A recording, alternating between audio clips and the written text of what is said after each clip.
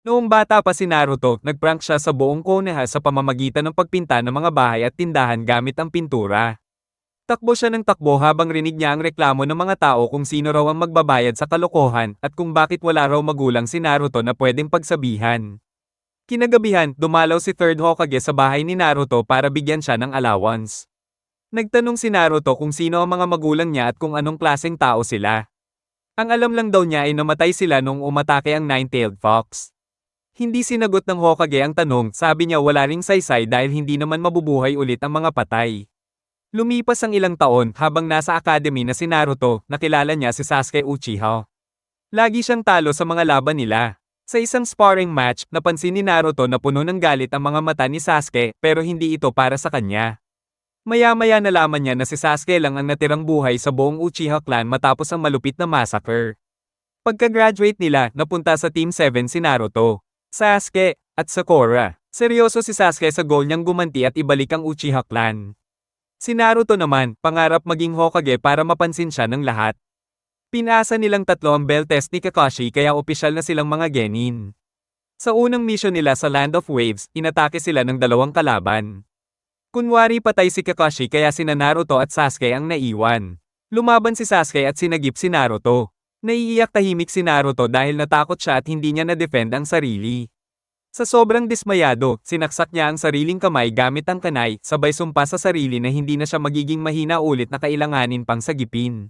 Pagbalik ng Team 7 sa Konoha galing sa Land of Waves mission, nagalit si Naruto kay Sasuke kasi feeling niya ang yabang nito at akala mo kung sino. Sagot ni Sasuke, hindi niya iniisip na mas magaling siya sa lahat, kay Naruto lang.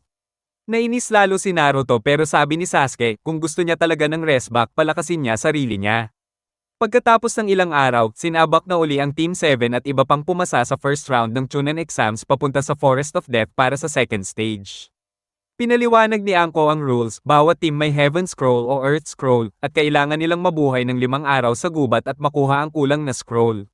Tatlong rules, lahat ng miyembro buhay at dapat sabay-sabay makarating sa tower, bawal may ma-injure na di makagalaw, at bawal buksan ang scroll, disqualified pag ginawa. Sa loob ng gubat, inatake si Sasuke at Sakura ni Shior, isang shinobi mula Kusagekure. Halos mapatay si Sasuke kaya naisip niyang isuko ang scroll para maligtas. Pero biglang dumating si Naruto, binaril ng shuriken si Shior, at sinuntok si Sasuke. Sabi niya, hindi niya kilala si Sasuke na duwag sa laban. Sumang-ayon pa si Shior, tapos nagsummon ng malaking ahas at tinaboy si Naruto gamit ang wind release. Sinigawan ni Sasuke si Naruto na tumakbo, pero gumamit si Naruto ng Nine Tails Chakra, pinatay ang ahas, at sinagip si Sasuke. Tinanong niya si Sasuke kung okay lang siya gamit ang sarcastic na tono, parang style ni Sasuke dati. Nabigla si Sasuke sa lakas ni Naruto at na-realize niyang di niya kaya talunin si Itachi kung takot siya sa mga tulad ni Shior. Kaya bumunot siya ng Fume Shuriken at Shuriken na may wire para lumaban. Pagkatapos nilang makaligtas sa totoong identity ni Shior, si Orochimaru pala yun, nakipag-team up sila kay Kabuto. Pero inambush sila ng Team Oboro gamit ang combo ng Genjutsu, Mist Servant, Haze Clone, at Earth Release, Underground Projection Fish. Ginamit ni Sasuke ang Sharingan para makita na ilusyon lang lahat ng kalaban kaya nilabanan nila hanggang maubos. Habang pagod na pagod sila, lumabas na ang totoong kalaban, Oboro at mga kasama. Akala nila panalo na sila kasi hingal na ang apat. Pero laking gulat nila, si Naruto lang pala yun at tatlong shadow clone lang na naka-transform technique para magmukhang sila Kabuto, Sasuke, at Sakura. Ang totoong tatlo, nagtatago lang sa puno para magpahinga. Sabi ni Sasuke kay Naruto na siya na ang bahala. Pero ayaw ni Naruto siyang bigyan ng credit. Kaya sinapak ni Naruto yung tatlong kalaban sabay-sabay hanggang mawala ng malay. Natuwa man pero nagulat si Sasuke sa lakas ni Naruto kahit halos ubos na chakra at 5 araw na silang lumalaban. Matagumpay nilang natapos ang second round.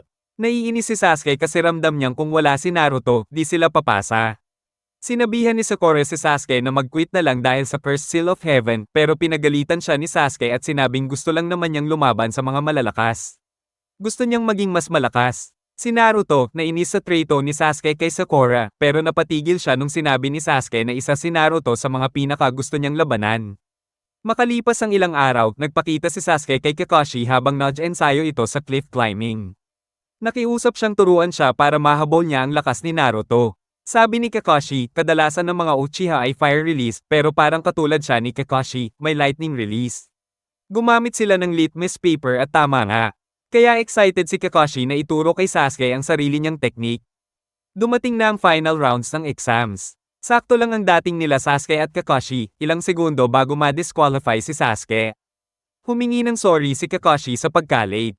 Si Naruto, todo hype, sabi nanalo siya at gusto niyang makalaban si Sasuke sa finals. Ngumiti si Sasuke at sinabing gusto rin niyang lumaban kay Naruto.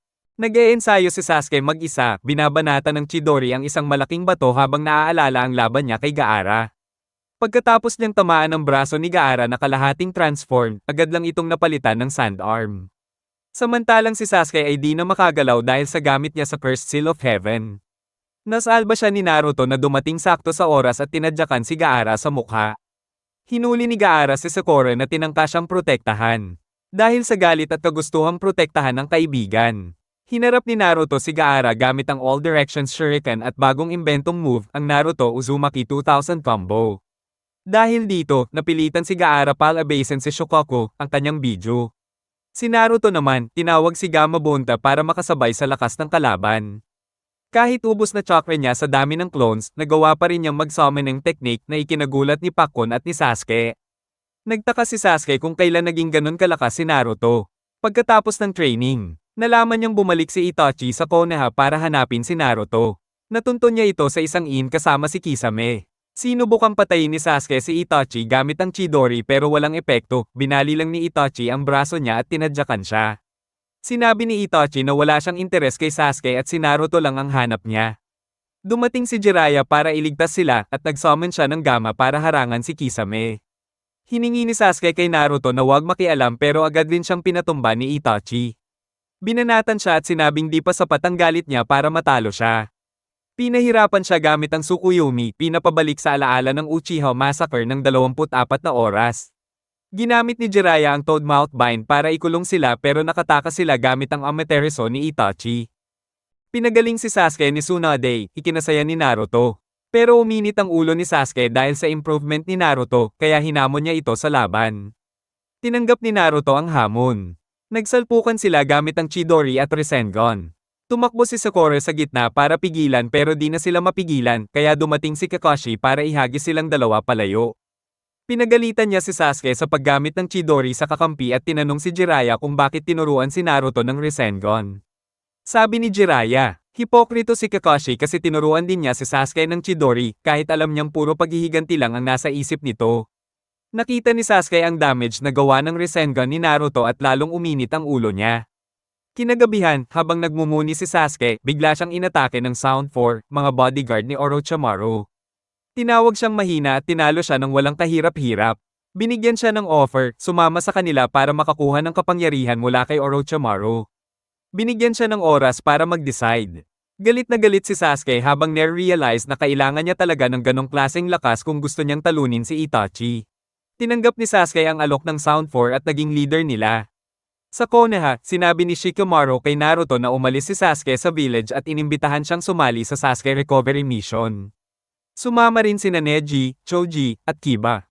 Habang papunta sila sa Otogakure, sinabi ni Nasakan at Ukon kay Sasuke na kailangan niyang inumin ang Mind Awakening Pill para umabot sa second stage ng Cursed Seal of Heaven.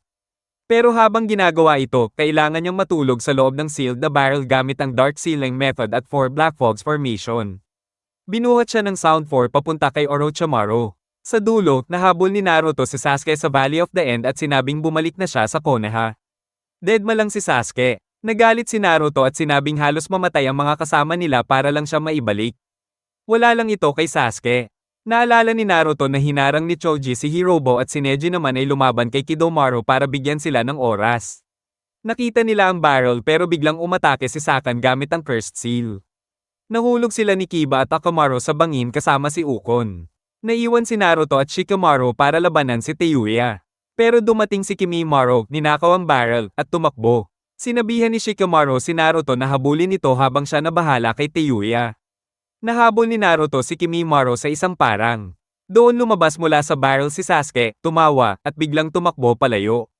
Sinubukan siyang patayin ni Kimimaro pero dumating si Rock Lee sa tamang oras para sagipin si Naruto. Galit na si Naruto at sinuntok si Sasuke sa mukha pero sinipa lang siya palayo. Nahulog sila sa ilog at doon na-realize ni Naruto na balak talaga siyang patayin ni Sasuke. Tinatanong niya kung wala bang halaga lahat ng pinagsamahan nila sa Team 7. Sagot ni Sasuke, meron yung pagkakaibigan nila ni Naruto. Pero kailangan niya itong patayin para makuha ang Mangekyou Sharingan. Tumakbo si Sasuke gamit ang Chidori habang gumawa si Naruto ng Shadow Clone at gumamit ng Rasengan. Nagbanggaan ang dalawa at tumalsik sa magkabilang direksyon. Gulat si Sasuke na napantayan ng Rasengan ang Chidori niya. Gumamit ulit siya ng Chidori at tinamaan si Naruto sa baga. Pero biglang binalot ng chakra ng Ninetales si Naruto at lumaban ulit. Gulat si Sasuke at tinanong kung ano ba siya. Sabi ni Naruto, kaibigan mo ko. Binugbog niya si Sasuke at pinatong sa bato. Sigaw ni Sasuke na hindi siya maiintindihan ni Naruto dahil wala itong pamilya. Sabi ni Naruto, totoo yun, pero para na siyang kapatid ni Sasuke kaya hindi siya sumusuko. Tinanggap ni Sasuke si Naruto bilang equal at sinuot ang forehead protector niya. Si Naruto pumasok sa one-tailed form at si Sasuke nag-second stage ng curse seal, nagkaroon ng pakpak, pumuti ang buhok at dumilim ang balat. Habang naliligtas na ang iba, naghanda si Sasuke ng mas malakas na Chidori at si Naruto ng mas malakas na Rasengan. Nagbanggaan ulit sila. Sa huli, nanalo si Sasuke. Nawala ng malay si Naruto. Hindi niya pinatay si Naruto at nagpa siya na makuha ang lakas sa sarili niyang paraan. Lumayo siya at nagpunta sa Otogakure, sabay utos kay Orochimaru na bigyan siya ng power. Samantala, dumating si Kakashi at Pakon para sagipin si Naruto. Habang binabalik siya sa Konoha, na-realize niyang pumalpak siya sa mission at humingi siya ng tawad kay Sakura sa isip niya. Habang naghahanda si Toby na pakawalan ng White Zetsu Army laban sa Allied Shinobi Forces, pinalabas na ni Kabuto ang mga shinobing binuhay niya para lumaban. Nagtataka si Hako kung bakit buhay siya ulit pero di niya mag-alaw katawan niya. Pinaliwanag ni Zabuza na binuhay lang sila at wala siyang respeto sa kahit sinong gumagamit sa patay. Kasama ring nabuhay si Asuma at si Dan Kato, ang ex ni Tsunade. Kasama rin nila si Itachi at mga Jinchuriki na mga tailed beasts. Sa mountains, graveyard hideout. Pinwesto ni Kabuto sina Deidara, Sasori, Chukichi, at Shin sa surprise attack and diversion platoon. Nalungkot si Sasori dahil ang dami nang namatay sa Akatsuki at sina Zetsu at Toby na lang ang natitirang buhay. Samantala, nakita ni Tokuma na gumagalaw na ang White Zetsu Army at agad siyang nag-alerto kay Anko. Pinotos ni Anko ang mga kasama niyang infiltration and recon party na ibalik agad ang impormasyon sa Allied Forces habang siya na ang bahala sa distraction. Pero na-neutralize agad siya ni Kabuto at na-poison pa. Habang si Deidara hinabol ang mga kasamahan niya. Sa Kamogakure, nagkakagulo ang mga shinobi dahil di sila nagtitiwala sa bagong kakampi nila. Galit ang Konohanin sa Sune dahil sa Konoha crush na pumatay sa third Hokage habang ang Kiri naman sinisisi ang iwas sa tragedy of Yasuga Pass. Pero pinigil sila ni Gaara at sinabi na dati ganun din siya, puno ng galit at gusto niyang patayin lahat. Pero may isang taong nagligtas sa kanya. Naalala niya ang laban nila ni Naruto at sinabi niya na kahit magkaaway sila. Naging magkaibigan sila. Hinikayat niya ang lahat na kalimutan na ang awayan ng bawat village kasi may iisang kalaban sila ngayon, ang Akatsuki, na umatake na sa bawat village. Sinabi pa niya na kung may galit pa rin sila sa Suna, pwede siyang labanan pagkatapos ng gera. Humingi siya ng lakas mula sa kanila para mailigtas ang kaibigang minsan nang nagligtas sa kanya. Dahil sa speech niya, nabuhayan ng tropa at nagsorry ang bawat isa. Sumunod na sila kay Gaara habang opisyal nang nagsimula ang 4th Shinobi World War. Habang pinangungunahan ng 5th Mizukage ang Daimyo Protection Squad, tuloy pa rin ang training ni Naruto at Killer Bee sa Island Turtle. Natutunan na ni Naruto ay balance ang mga kahoy gamit ang Ninetales Chakra Mode. Pero sabi ni Bee, di pa tapos ang training niya. May isa pa siyang kailangang gawin. Ang natitirang miyembro ng Infiltration and Reconnaissance Party ay hinahabol ng Akatsuki Surprise Attack and Diversion Platoon, pero nahihirapan sila dahil sa insect jamming technique ni Muta Aburame. Naiwan mag-isa si Muta at inutusan ng mga insekto niya na dalhin ang impormasyon tungkol sa Akatsuki papunta sa Allied Shinobi Forces HQ. Samantala, dumating na sa area ng kalaban ng Surprise Attack Division. Si Omoy kabado pa rin sa gyera. Habang pababa sila, sinabi ni Zoji, yung sensor nila, na parang may umaantala sa powers niya. May nakita siyang sugatang si Muta at dali-daling tinulungan. Pero plot twist, kontrolado pala ni Sasori si Muta at bigla na lang pinasabog ni Deidara yung clay bomb na nilagay niya sa insect jar ni Muta. Buti na lang mabilis si Konkuro, ginamit ang chakra threads niya para hilahin si Zoji palayo habang si Ita naman gumamit ng Earth Release Moving Earth Core para baguhin ang terrain. Kahit na ganun, deadball pa rin si Muta sa pagsabog. Wala pang pahinga. Umatake na naman yung kakampi nila na sina Ranka at Tokuma pero kinokontrol din ni Sasori. Si Omoy gumamit ng Cloud-style Crescent Moon Beheading para umatake pero na-save sila ni Sai na biglang dumating at pinigil yung atake ni Shin na ikinagulat niya kasi kapatid niya pala yun. Si Shin naman nagsabi na tumakbo na lang si Sai kasi hindi sila pwedeng mamatay. Na bad trip si Omoy kasi grabe na ang kababuyan ng Akatsuki, pinapapatay pa sila gamit ang mga kamag-anak nila. Gumamit siya ng Cloud-style Reverse Beheading technique laban kay Deidara. Pero trap lang pala yun para mapalaya sina Tokuma at Ranka sa kontrol ni Sasori. Habang may opening, tinaas ni Ethan yung lupa, sabay ginamit ni Konkuro ang chakra threads niya para i-connect sa putol na threads ni Sasori, at hinayla siya pababa para mag-crash sila ni Deidara. Habang bumagsak, pinuri pa ni Sasori si Konkuro. Si Konkuro naman, naalala yung dati nilang laban, sabay inilabas yung puppet ni Sasori para gamitin laban sa kanya mismo. Nakita ni Sasori ang dati niyang puppet na katawan at naisip niyang di na niya ito kailangan kasi immortal na ang katawan niya ngayon, yung tipo ng katawan na matagal na niyang gustong makuha. Nagsimula na ang bakbakan ng dalawang division. Pinadala si Shin para lumaban sa puppet ni Konkuro na si Sasori. Sumali rin si Omoy matapos siyang sabihan ni Hoeto Hyuga na ang tiyan ni Shin ay pan ng clay na pwedeng sumabog at ang lightning release ay pangontra rito. Tinayra ni Omoy si Shin pero sablay. Pina-explode ni Deidara si Shin. Buti na lang na-trap ng puppet ni Konkuro na si Sanshowa ang pagsabog. Napagalit si Sai dahil tinawag lang ni Deidara ang kuya niya na bomba, kaya gumawa siya ng drawing ng Benevolent Kings. Binugbog ng drawing sila Deidara at Sasori sa ere at diretso sila sa mga puppet trap ni Konkuro. Nang nagtangkang pasabugin ni Deidara ang sarili niya, sinaksak ni Omoy ng sword na may lightning sa bibig ni Deidara sa dibdib. Di na siya nakagalaw kasi kinulong siya ng wire ng puppet ni Sasori. Nang nakita ni Shin ang drawing nila ni Sai na magkahawak kamay, naliwanagan siya at lumaya ang kaluluwa niya. Nagsalita si Konkuro kay Sasori. Kahit sinabihan siya ni Deidara na wag makinig, na-touch si Sasori. Iniwan niya kay Konkuro ang mga puppet ng nanay at tatay niya at sinabing ipasa ito sa mga next generation. Pumayag si Konkuro. Habang naging abo na lang sina Shin at Sasori, nakita ng surprise attack division ang mga bangkay sa ilalim nila. Na-realize nila na may kailangang magsakripisyo para sa jutsu na ginamit. Sa ibang lugar naman, sinabi ni Kabuto kay Toby na siya na bahala sa Empire World Reincarnation. Alam ni Toby na ginagamit siya ni Kabuto para magkagulo ang mga shinobi, pero sabi ni Toby, siya pa rin ang tunay na gumagamit kay Kabuto. Habang nagpapatuloy si Naruto sa training niya kasama si B, sinubukan niyang mag-transform bilang Nine-Tails, pero fail, naging chibi version lang ng QB ang resulta.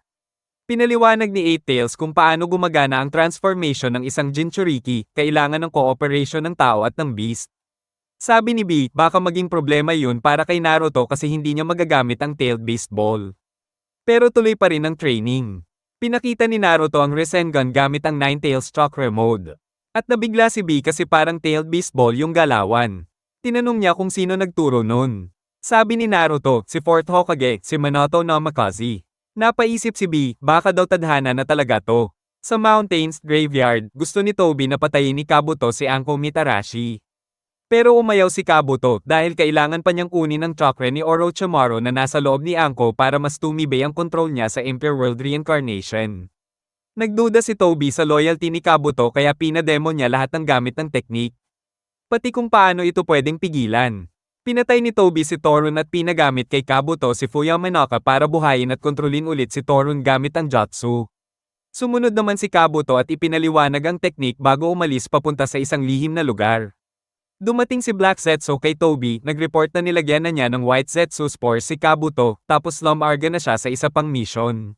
Samantala sa Allied Shinobi Forces Headquarters, sinabi ni Ao na dahil sa intel mula kay Muta. Nalaman nila kung nasaan ang mga kalaban na gumagalaw sa ilalim ng lupa. Nagpadala si Inoichi ng instruction sa 2nd Division. Sila Kiba, Akamaru, Hana, at isa sa 3 Haimaru brothers galing sa 5th Division ay sumuporta sa 2nd Division. Sina Kitsuchi at Kuretsuchi naman ang unang nakaspat sa mga kalaban habang nag-aabang ang buong division para umatake. Habang tumanggap ng impormasyon mula sa HQ na may kalabang ninja na gumagalaw sa ilalim ng lupa, agad nag-utos si Mifune na ilipat ang kanyang division para tumulong sa iba. Sa ibang lugar, sina Sai, Zoji, at Omoy ng Surprise Attack Division ay naglunsad ng aerial attack gamit ang explosive tags laban sa mga shinobi na binuhay ulit pero mabilis itong nakabawi sa damage. Habang pinoprotektahan si Zabuza, gumanti si Hako ng aerial attack gamit ang isa sa kanyang salamin. Akala ng lahat patay na si Nasai at kasama niya. Pero dumating ang 3rd Division matapos makita ang signal flare ni Zoji, kaya nasagip sila.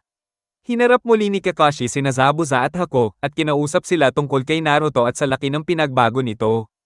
Pero naudlot ang heart-to-heart nila nang biglang kontrolin ni Kabuto ang mga kaluluwa ni Zabuza at Hako matapos niyang sipsipin ang natitirang chakra ni Orochimaru mula kay Anko. Nawala ng emosyon si Zabuza at Hako at handa na silang umatake. Habang nagsimula na ang labanan, pinuno ni Zabuza ng makapal na fog ang paligid para hindi makita ng kalaban. Sabay-sabay umatake ang mga binuhay ulit na shinobi. Nagbigay ng warning si Kakashi at sinabi sa tropa niya na gumamit ng Manji Formation para protektahan ang likod ng bawat isa. Sa kasagsagan ng gyera, ginamit ni Pakura ang Scorch Release para tuyuin at gawing parang mummy ang mga shinobi na tamaan niya.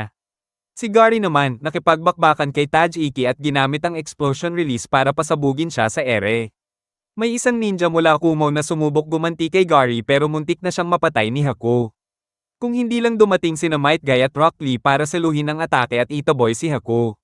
Para mas lalong lumamang, ginamit ni Kabuto sina Gary at Pakura para i-summon ang dating 7 Ninja Swordsmen of the Mist na ikinagulat ng buong 3rd Division na nanunood.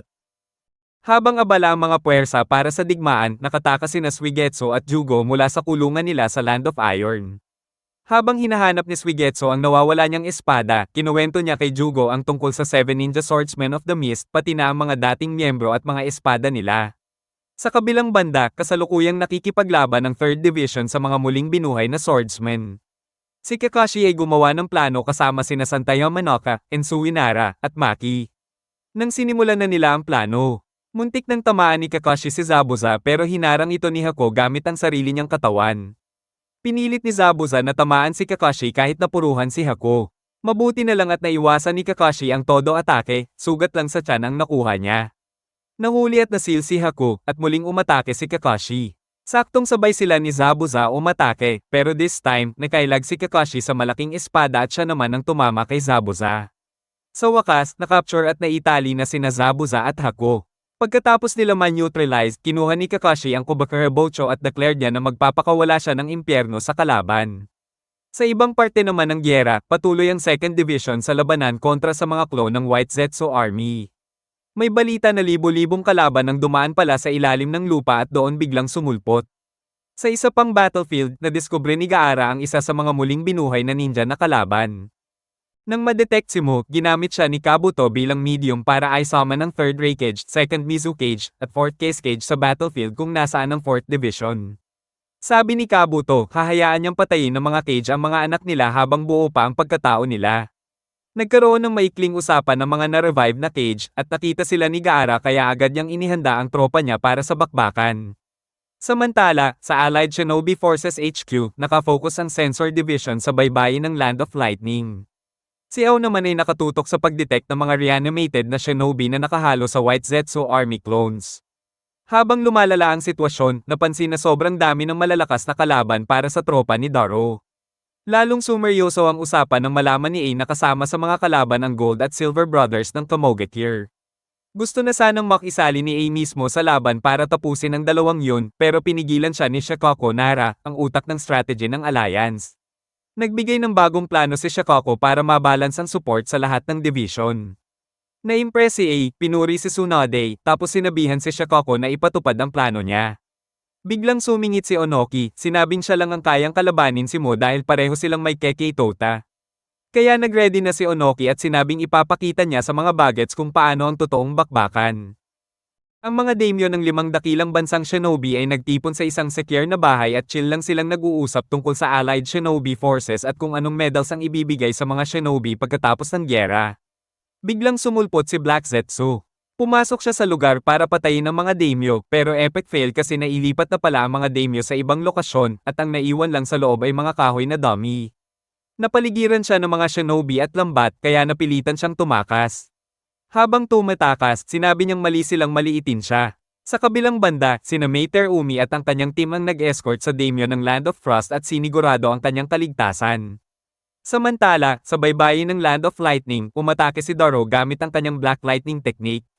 Hinarap ni Hisashi ang kapatid niyang si Hiyashi at inulit na ang pagkamatay niya noon ay para sa buong Hyuga clan at sa Konoha, kahit pa ngayon ay nabuhay siyang muli at napilitang lumaban para sa kalaban. Habang nangyayari ito, ang grupo ni Konkuro ay kalaban ng isa pang tropa ng mga binuhay na shinobi, sina Chiyo, Hanzo, at Kimimaro, na tinawag ni Tsukichi para tumulong sa surprise attack and diversion platoon. Sa disyerto, natanggap ni Shikamaru ang utos mula HQ na dalhin ang kalahati ng kanyang squad para tumulong sa division ni Daro. Medyo natarante si Temari dahil makakaharap nila ang shinobing may sobrang lakas na Keke Tota. Dumating si Onoki sa battlefield para tumulong sa 4th Division. Balik sa baybayin, hinarap na ni Daro ang Gold at Silver Brothers, sina Kinkaku at Jinkaku. Humingi siya ng sorry kasi kailangan na niyang burahin ang kinang nilang Gold at Silver gamit lang ang isang malupit na storm release attack. Sa HQ ng Allied Shinobi Forces, kabadong-kabado si A habang kinukwento kay Tsunade ang tungkol kina Gold at Silver Brothers. Sa baybayin ng Land of Lightning, kaharap na nina Daro, Samway, at Atsu sina Kinkaku at Jinkaku. Nilabas agad ng magkapatid ang mga sandata nila, ang treasured tools ng Sage of Six Paths. Unang umatake si Atsu sa mga White Zetsu clones, tapos biglang sumugod kina Kinkaku at Jinkaku, pero tinamaan siya ng Kokinjo, yung cursed na lubid. Sumunod si Samway para iligtas siya pero tinamaan din ng lubid. Ginamit ni Jinkaku ang Shichi Saiken, isang espada na lumalabas ang madalas mong sabihin na salita, tapos puputulan ang soul word mo. Nadula si Atsu at nasabi ang mainit kaya nasil siya sa Beni Hasago. Si Daro na lang ang natirang kalaban pero tinamaan din siya ng cursed rope habang naputo niya ang braso ni Kinkaku. Nasil din si Samway kahit hindi niya nasabi ang forbidden word niya. Nagets ni Daro ang pattern, bawal magsalita ng pinakamadalas na salita mo, pero bawal din masyadong tahimik. Inasar siya ni Jinkaku, sinabing chess piece lang siya ng Raikage. Naalala tuloy ni Daro yung convo nila ni A kung saan nag-aalala siya sa nawalang kaliwang braso ni A pero sabi ni A, dalawa pa rin daw ang braso niya, kanya at kay Daro. Kaya buo na ang loob ni Daro, sinabi niya na hindi siya pawn, kundi kanang kamay ng Raikage. Pero sa kasasabi niya noon, nasabi niya yung paborito niyang word, boring, kaya halos masil na rin siya. Pero dahil sa sunod-sunod niyang sorry habang hinihigop siya ng Beni Hasago, napalitan ng main word niya from boring to sorry, kaya nakaligtas siya. Biglang umatake si Daro, napilitang umiwas si Jinkaku at aksidenteng natama ng cursed rope ni Kinkaku. Sinamantala ni Daro ang pagkakataon, kinuha ang Shichi Saiken at Beni Hasago, at nasil si Jinkaku nung nasabi nito ang pangalan ni Kinkaku. Nagwala si Kinkaku nang masil ang utol niya. Nag-transform siya sa six-tailed Jinchuriki form at nag-rampage sa battlefield ng 1st Division. Habang nagiging mas delikado ang laban sa battlefield ni Daro, nagdesisyon ng HQ na ipadala sa kanya ang Kohaku no Jouhei para masil si Kinkaku na nagwawala. Gamit ang telepathy ni Inoichi, pinasa ni Shikaku ang plano kay Daro, sinabihan siyang magtagal muna hanggang dumating ang Ino-Shikicho Trio. Nagtaka si Tsunade kung paano nila maipapadala agad ang palayok pero sabi ni Raikage A, magagamit nila ang abilidad ni Mabo. Ginamit ni Mabo ang Heavenly Transfer Technique para i-warp ang palayok papunta kay Daro. Hinarap ni Daro si Kinkaku para protektahan ng palayok habang hinihintay ang backup. Kasama ang natitirang tropa niya, nag-launch sila ng counter-attack para mapigil si Kinkaku. Dumating sina Ino, Shikamaru, at Choji. Tinawag ni Daro ang atake nila at nagpaulan sila ng explosive attack para ikubli si Choji. Tinapon agad si Choji ni Kinkaku pero sapat na ang time na nakuha niya para mabind ni Shikamaru si Kinkaku gamit ang shadow technique niya. Pero chad si Kinkaku at dali lang niyang nabasag ang jutsu ni Shikamaru. Sabay tangka siyang atakihin gamit ang buntot. Sakto, bago tumama sa mukha ni Shikamaru, pinigilan ito ni Ino na nag-transfer ng consciousness kay Kinkaku. Binuksan niya ang palayok, tinawag ang pangalan ni Kinkaku, at sumagot siya habang nasa katawan ni Ino, kaya na-absorb siya. Nagtaka si Kinkaku kung paano siya at ang kuya niyang si Jinkaku natalo lang ng mga low-tier na shinobi. Sabi ni Daro, kahit puro barya lang yan, pag marami, mas valuable pa sa ginto at pilak. Pagkatapos, nag-regroup ang trio at humarap sa susunod na laban. Biglang lumitaw si Kakuzo sa harap nila. Sabi niya kahit nakuha na ng Alliance ang gold at silver ng Akatsuki, may gold at silver din sila mula sa panig ng Alliance, pinakita niya si Dan Kato, at mas lalo silang na-shock nang ipakita niya si Asuma Sarutobi, ang dati nilang sensei. Habang naglalakad si Ino sa gubat sa labas ng Konoha para mag-isip kung anong gagawin niya sa day off, bigla siyang nakarinig ng sigaw at nakakita ng nakakasilaw na liwanag. Pagtingala niya, nakita niyang nahuhulog mula sa langit si Sakura. Dali-dali siyang tumakbo para tulungan ito at nadatnan niya si Sakura na walang malay sa sanga ng puno. Binitbit niya agad si Sakura pabalik ng Konoha at pinatingnan kay Tsunade. Habang chine-check ni Tsunade si Sakura, napansin nila na nawalan ito ng memorya. Nagkagulo pa dahil biglang sinabi ni Sakura na sobrang laki ng dibdib ni Tsunade at baka raw fake lang, tapos sinabihan niya si Shizune na flat. Nagbanta pa ang dalawa na sasaktan siya kaya pinigilan sila ni Ino at pinapaalalang may amnesia si Sakura. Habang naglalakad sila sa loob ng village, nakasalubong nila ang ibang miyembro ng Konoha 11. Sabi ni Sakura, parang pamilyar ang mga mukha nila pero iba sa alaala niya. Para matulungan siyang maalala, nagsimula silang magpanggap na parang yung dating ugali nila sa paningin ni Sakura, kahit sobrang opposite na sa totoong ugali nila ngayon. Pero fail pa rin, hindi bumalik ang memorya ni Sakura. Maya-maya, napansin ni Sakura na nawawala ang kwintas niya na may cherry blossom pendant. Natarante silang dalawa ni Ino at nagsimulang maghanap. Sa huli, nakita siya ni Nakiseshi at Mabuki, ang mga magulang niya, na lutang-lutang pa. Sila pala ang nakapulot ng pendant na nahulog lang sa tapat ng bahay nila. Binigay ulit ng tatay niya yung pendant tapos biglang naalala ni Sakura ang ilang bahagi ng past niya. Niyakap niya ang mga magulang niya habang umiiyak. Nagulat ang mga magulang niya pero sinabi nilang umuwi siya mamaya. Pagkaalis ng mga magulang niya, sinabi ni Sakura kay Ino na malamang hindi siya yung Sakura na kilala niya noon. Bigla ulit siyang nawala sa isang nakakasilaw na ilaw. Naiwang tulala si Ino, di alam kung saan napunta yung tunay na Sakura. Habang tumatakas ang Surprise Attack Division papunta sa tagpuan, hinabol sila ng kalaban na galing sa sariling Surprise Attack and Diversion Platoon ng Akatsuki. Isa sa kanila si Hanzo of the Salamander na agad nagsummon ng higanteng salamander at inutusan itong umatake. Bumuga ito ng lason sa ere na nagpamanhid sa buong division. Buti na lang dumating si Mifune at ang tropa niya at pinrotektahan ang mga kasamahan. Habang nagsasagupaan sila ni Hanzo, nagkwentuhan pa sila tungkol sa nakaraan at sa landas na pinili nilang tahakin. Biglang inutusan ni Hanzo ang salamander na lumabas mula sa ilalim ng lupa at nilamon nito si Mifune. Akala ni Hanzo panalo na siya, pero nagulat siya nang biglang mabiyak ang ulo ng summon niya at lumabas si Mifune, buhay na buhay.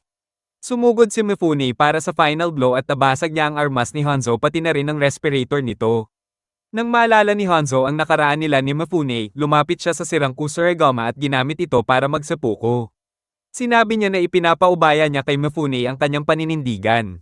Sa ginawa niyang ito, naputol ang laso na nakalagay sa katawan niya mula pagkabata at lumabas ito at nag-evaporate. Nagulat si Kabuto Yakushi kasi hindi na gumagalaw ang katawan ni Hanzo at hindi na siya makontrol. Maya-maya lang, nabind at nasil na ang legendary shinobi. Sa harap ng kalaban, hinarap ni Ino, Shikamaru, at Choji Sikakuzo.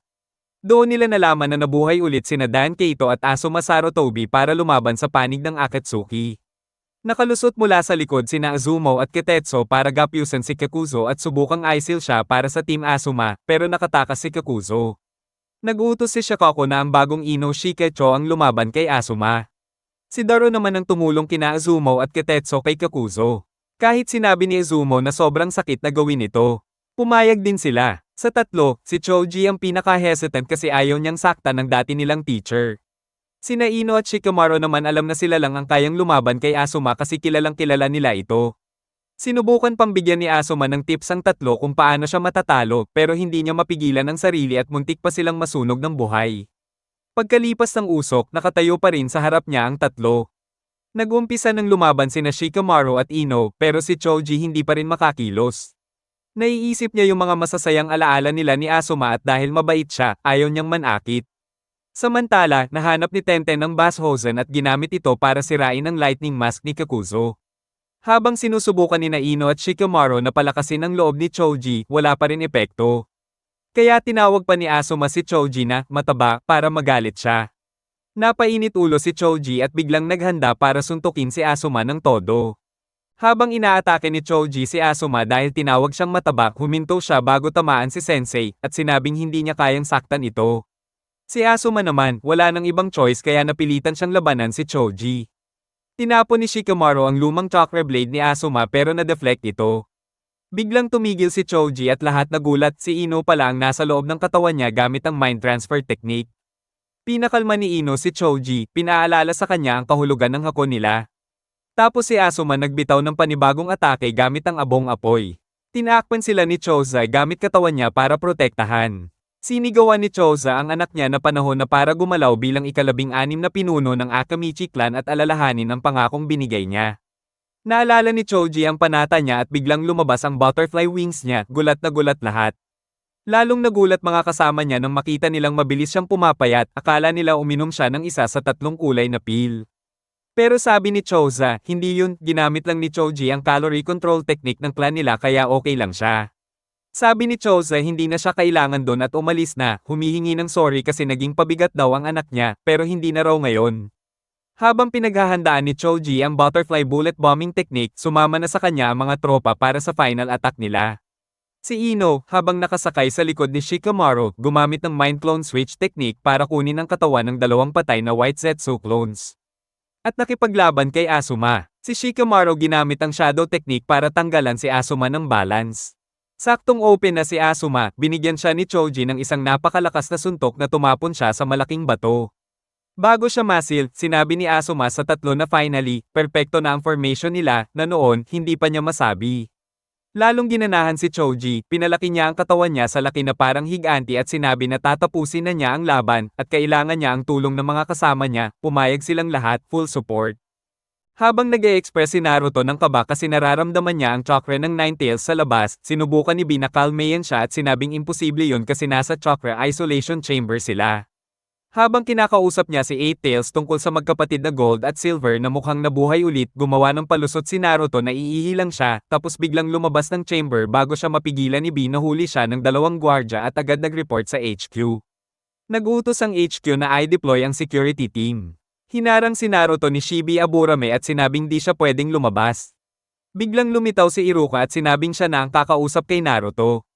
Hindi naniwala si Naruto sa kwento nila, kaya pumasok siya sa Sage Mode at tinangkang lumabas. Hinaharang siya ng 2 Akamichi guards pero nabasag niya ang defense nila. Bago pa siya makalayo, nataman siya ng shadow imitation technique ng mga Nara, pero na-activate na ang sense ori skill niya sa Sage Mode at nakita niya ang buong nangyayari sa battlefield. Nagulat si Iruka at sinabi na niya ang buong totoo.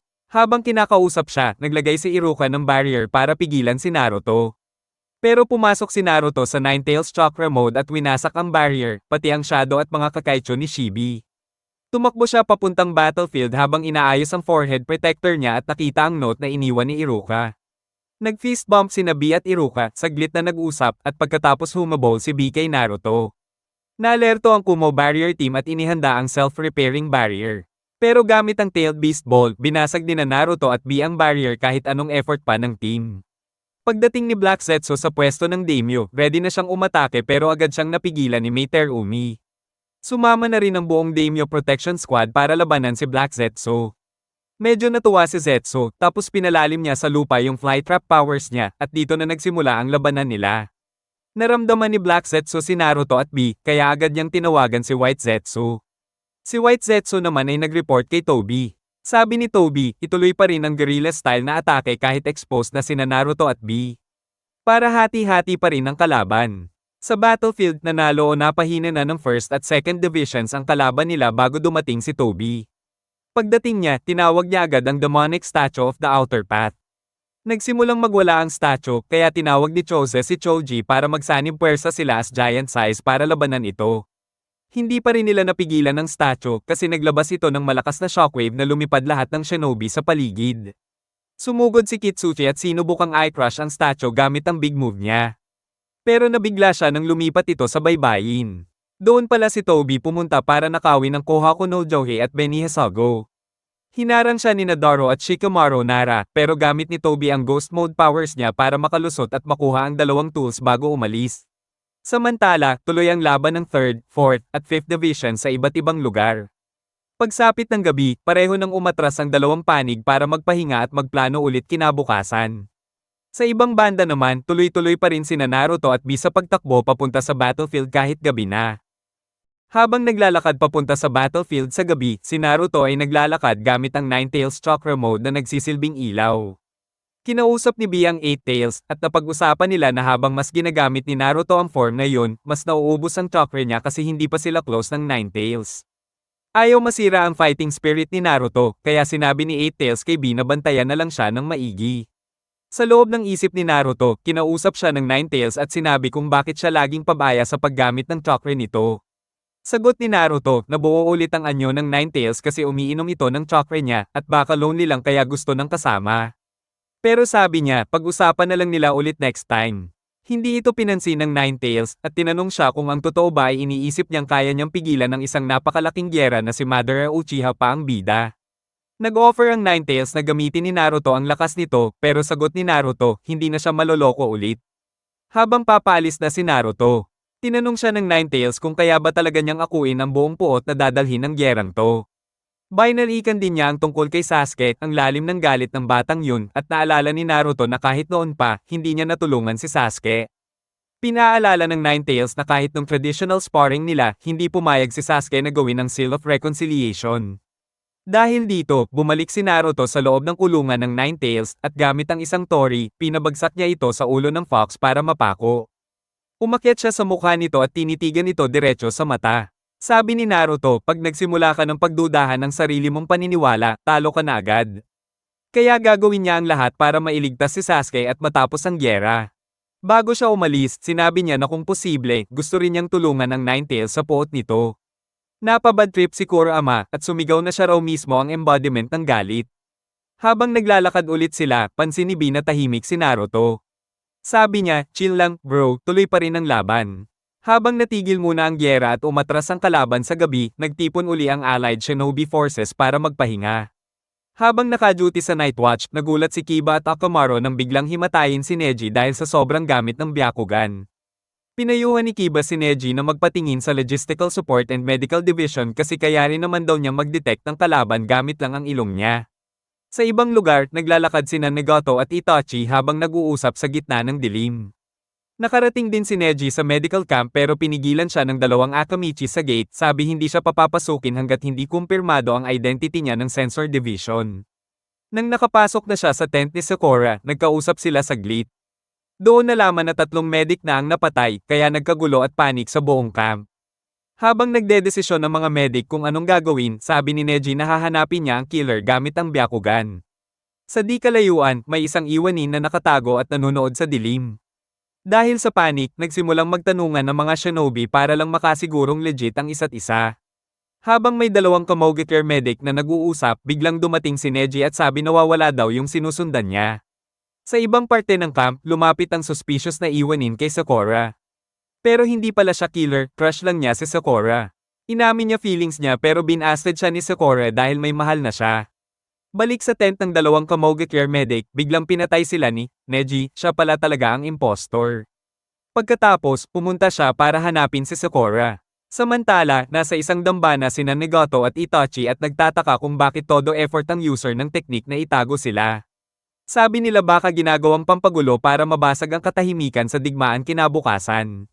Habang nagpapahinga ang tunay na Neji na hindi pumunta sa medical camp dahil matigas ulo, si Hinata ang pumalit sa pwesto niya. Sabi ni Shino huwag masyadong magpakapagod pero sagot ni Hinata para kay Naruto itong laban na to kaya ibibigay niya lahat. Sa loob ng compound, tinanong ni Neji kung nasaan si Shizune. Pinagtakpan ni Sakura at sinabing inaalagaan ni Shizune si Tonton na may pilay sa paa. Sabi ni Neji, buti hindi kamay ang napilay.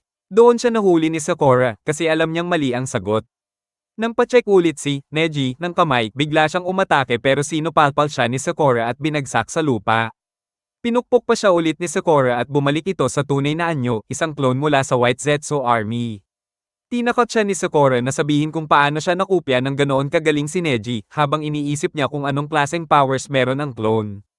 Habang nangyayari ito, dumami ang ulat mula sa iba't ibang sektor ng alliance na nagkakapatayan na ang mga magkakampi.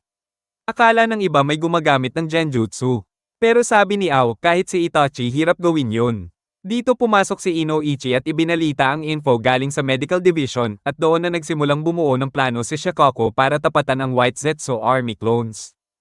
Teammate mula Konoha ay pinadala para imbestigahan ang posibleng pagsira sa perimeter ng Allied Shinobi Forces.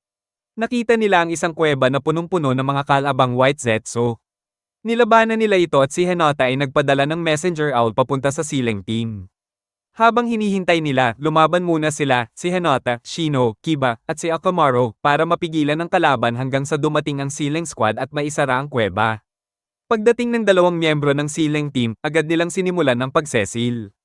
Pero habang palis na ang Team 8, sinundan sila ng mga White Zetsu clones kaya napilitan si Kiba na umatake. Sa kalagitnaan ng gulo, may natumbang lampara at natapon ang apoy sa may trail ng langis na papunta sa mga kahon na may explosive tags. Hindi naapula ni Akamaro ang apoy kaya sumabog ang mga ito. Pagkatapos ng pagsabog, natagpuan nila na patay na ang isa sa silang team. Ayon sa sugat, hindi siya namatay sa pagsabog kundi pinatay matapos nito. Nagsimula nung magkaroon ng duda kung sino ba talaga ang tunay na kasama nila. Nagdesisyon silang maghiwalay para hanapin ang isa pa, pero biglang may sumigaw. Tumakbo sila papunta at nakita nilang patay na rin yung isa, may hawak na parte ng coat ni Shino. Lalong tumindi ang duda. Naglaro sila ng bato-bato pick para alamin kung sino ang tatanungin ng personal na impormasyon. Nang si Shino na ang pinagbibintangan, sabay-sabay siyang inatake ni Nakiba at Hanata, pero lumabas na si Hanata pala ang impostor. Lumabas din na plano pala talaga ni Nakiba at Shino to mula simula gamit ang hand signals habang nagbabato-bato pick. At ginamit nila ang clones para mapalabas ang tunay na kalaban. Nang mabisto na, ginamitan ni Shino ng secret technique, Insect Tornado ang impostor. Nagbiruan pa sila ni Kiba tungkol sa pagsugod niya kahit na kunwaring siya ang kalaban. Naglakad ulit silang tatlo at nakita nila si Hanata na walang malay. Habang pinag-uusapan ang nangyari, na-realize nila na ginagamit pala ng kalaban si Yamato para makakuha ng personal info tungkol sa kanila. Doon lalong tumibay ang loob nila na tapusin ang kalaban. Habang abala ang headquarters ng Allied Shinobi Forces sa problema ng pagsalakay ng mga klon ng White Zetsu, kumalat ang balita sa 5th Division. Agad na nag-utos si Mifune sa grupo niya. Dumating si Kuretsuchi sa 5th Division para kausapin si Deidara at naabutan niya itong halos makawala sa tulong ng isang White Zetsu clone na nagkunwaring samurai. Dahil wala silang nararating sa usapan, hiniling ni Kuretsuchi na buksan ni Kankuro ang Kuroari para makausap niya si Deidara ng harapan. Pero bago pa ito mangyari, dumating si Okisok at tinanong ang isang samurai sa bantay. Nang mali ang sagot ng samurai, agad itong pinugutan. Samantala, ginamit ni Deidara ang isang espada bilang parang lightning rod para ilabas ang kuryente sa katawan niya at makatakas. Habang tumatakas siya kasama ang mga White Zetsu, gusto niyang makakuha ng clay para magamit sa pagsabog. Habang patuloy silang tumatakas, unti-unting nauubos ang White Zetsu clones hanggang sa pinadala ni Kabuto si Tsukichi para tumulong. Nang makahanap ng kaunting clay, lumaban si Deidara at kalaunan ay nag-self-destruct gamit ulit ang espada bilang grounding tool nang subukan siyang patigilin ng isang Konohanin mula sa communications team gamit ang kuryente. Nagulat siya nang bigla siyang mabuo ulit. Nang ipaliwanag sa kanya ang summoning, Impure World Reincarnation, napagtanto niya na hindi bagay ang teknik na ito sa art niya. Para sa kanya, ang tunay na art ay isang one-time big event at hindi yung immortal tulad ni Sasori. Sa huli, nabihag ulit si Deidara sa Kuroari matapos malinlang ni Kuretsuchi gamit ang anyo ni Sasuke Uchiha, taktika ni Mifune gamit ang baterya para gayahin ang lightning release, at napunta siya sa lugar kung saan hindi niya magamit ang espada bilang panglaban sa kuryente. Habang nakakulong ulit sa loob ng Kuroari, sinabi ni Deidara na nahanap na niya ang kanyang super ultimate art at tumingin siya sa buwan. Sumali si Konohamaru sa isang pagpupulong na inorganisa ni Abiso sa Konoha kasama ang mga natitirang villagers, karamihan ay mga bata at nanay. Sinubukan ni Abiso na ianggat ang morale ng lahat sakaling may mga rogue ninja na umatake sa nayon habang nasa digmaan ng mga shinobi. Pero nagtaas ng kilay ang mga nanay at sinabing kaya nilang protektahan ang nayon tulad ng dati habang nasa laban ng mga asawa nila.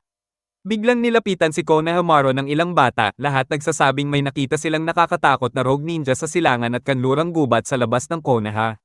Sinubukan ni Konohamaru na kumbinsihin ang mga kaklase niya na samahan siyang hanapin ang mga ito, pero hindi sila naniwala sa kanya.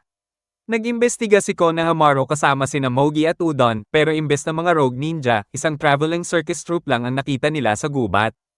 Pauwi na sana sila nang biglang may lumapit ulit kay Konohamaru at nagsabing may umatake sa kanlurang bahagi ng nayon at sa pagkakataong ito, totoo ang tsismis. Inatake ng grupo ng mga rogue na sumo wrestlers ang mga bata. Pero dumating ang mga nanay ng Konoha at nilabanan ng mga kalaban. Sa huli, si Konohamaru ang tumapos gamit ang kanyang Rasengan at nailigtas niya ang buong nayon. Hindi pinayagang tumuloy sa battlefield sina Naruto at B dahil hinarang sila ni Raikage A at Tsunade. Kahit napilit ni Naruto na dumaan, kayang sabayan ni A ang bilis niya kahit naka Nine Tails Chakra mode na siya. Pero ayon kay Tsunade, ang totoo ay kabaliktaran, milagro nang ang nakakasabay si Naruto sa pinakamabilis na shinobi mula nang mamatay si Minato, ang Yellow Flash ng Konoha. Sabi pa ni Tsunade, kahit siya ang Hokage, hindi siya pwedeng gumawa ng sariling desisyon na taliwas sa Allied Shinobi Forces. Nagulat si Tsunade nang sabihin ni A na kung kinakailangan, papatayin niya pareho si Naruto at B, pero uunahin niyang patayin si Naruto kasi mas mahalaga raw si B sa gyera dahil isa siyang perfect Jinchuriki. Nang umatake ulit si A kay Naruto, nasalag ni B ang suntok niya gamit ang transformed Eight Tails arm niya. Nag-fist bump ang magkapatid pagkatapos at naalala nila ang mga nangyari noon kung paano naging kapatid ni A si B ang mga misyon na sabay nilang ginawa ang mga payo ng pinsan ni A. Ang pagkamatay nito at kung paano naging bagong Jinchuriki si B ng Eight Tails. Naalala rin nila ang pagkikita nila kay Minato Namikaze na akala noon ay tagapagligtas ng mundo at ang mga salitang iniwan nito sa kanila. Ayaw pa rin ni A na palampasin sina Naruto at B kahit na pinakita ni B ang mga alaala niya. Habang pinipigilan si Naruto, nasasabay pa niyang harangin ang mga atake ni B, tinawag niya si Tsunade para tumulong pero nagulat siya nang pumabor ito sa mga Jinchuriki. Sa wakas, napabagsak na rin ni BCA gamit ang Lightning Release, Lariat, at habang pinapaliwanag nila ang dahilan nila, naalala ni A ang mga sinabi ng pinsan niya noon. Tinanong niya mismo si Naruto, at ikinwento ni Naruto kung paano nagsakripisyo ang nanay at tatay niya para makarating siya sa kung nasaan siya ngayon, tinawag pa niya silang, 2 araw, ng buhay niya. Tinulak ni A si B palayo, pinuno ang katawan ng Full Power Lightning Release Chakra Mode, at muling umatake kay Naruto. Pero nagulat siya nang kayang iwasan ni Naruto ang atake niya. Sa puntong yun, tinanggap na ni A na deserve ni Naruto makasali sa gyera. Samantala sa headquarters, nagpaplano sina Shikoku, Mabo, at isang clone ni Katsuyo kung paano matatalo ang White Zetsu Army gamit ang lahat ng intel nila. Sa kabilang banda, si Toby ay naghahanda ng sarili niyang bersyon ng Six Paths of Pain gamit ang mga nabuhay na ulit na Jinchuriki. At sinabing malapit na siyang magtagumpay sa plano niya.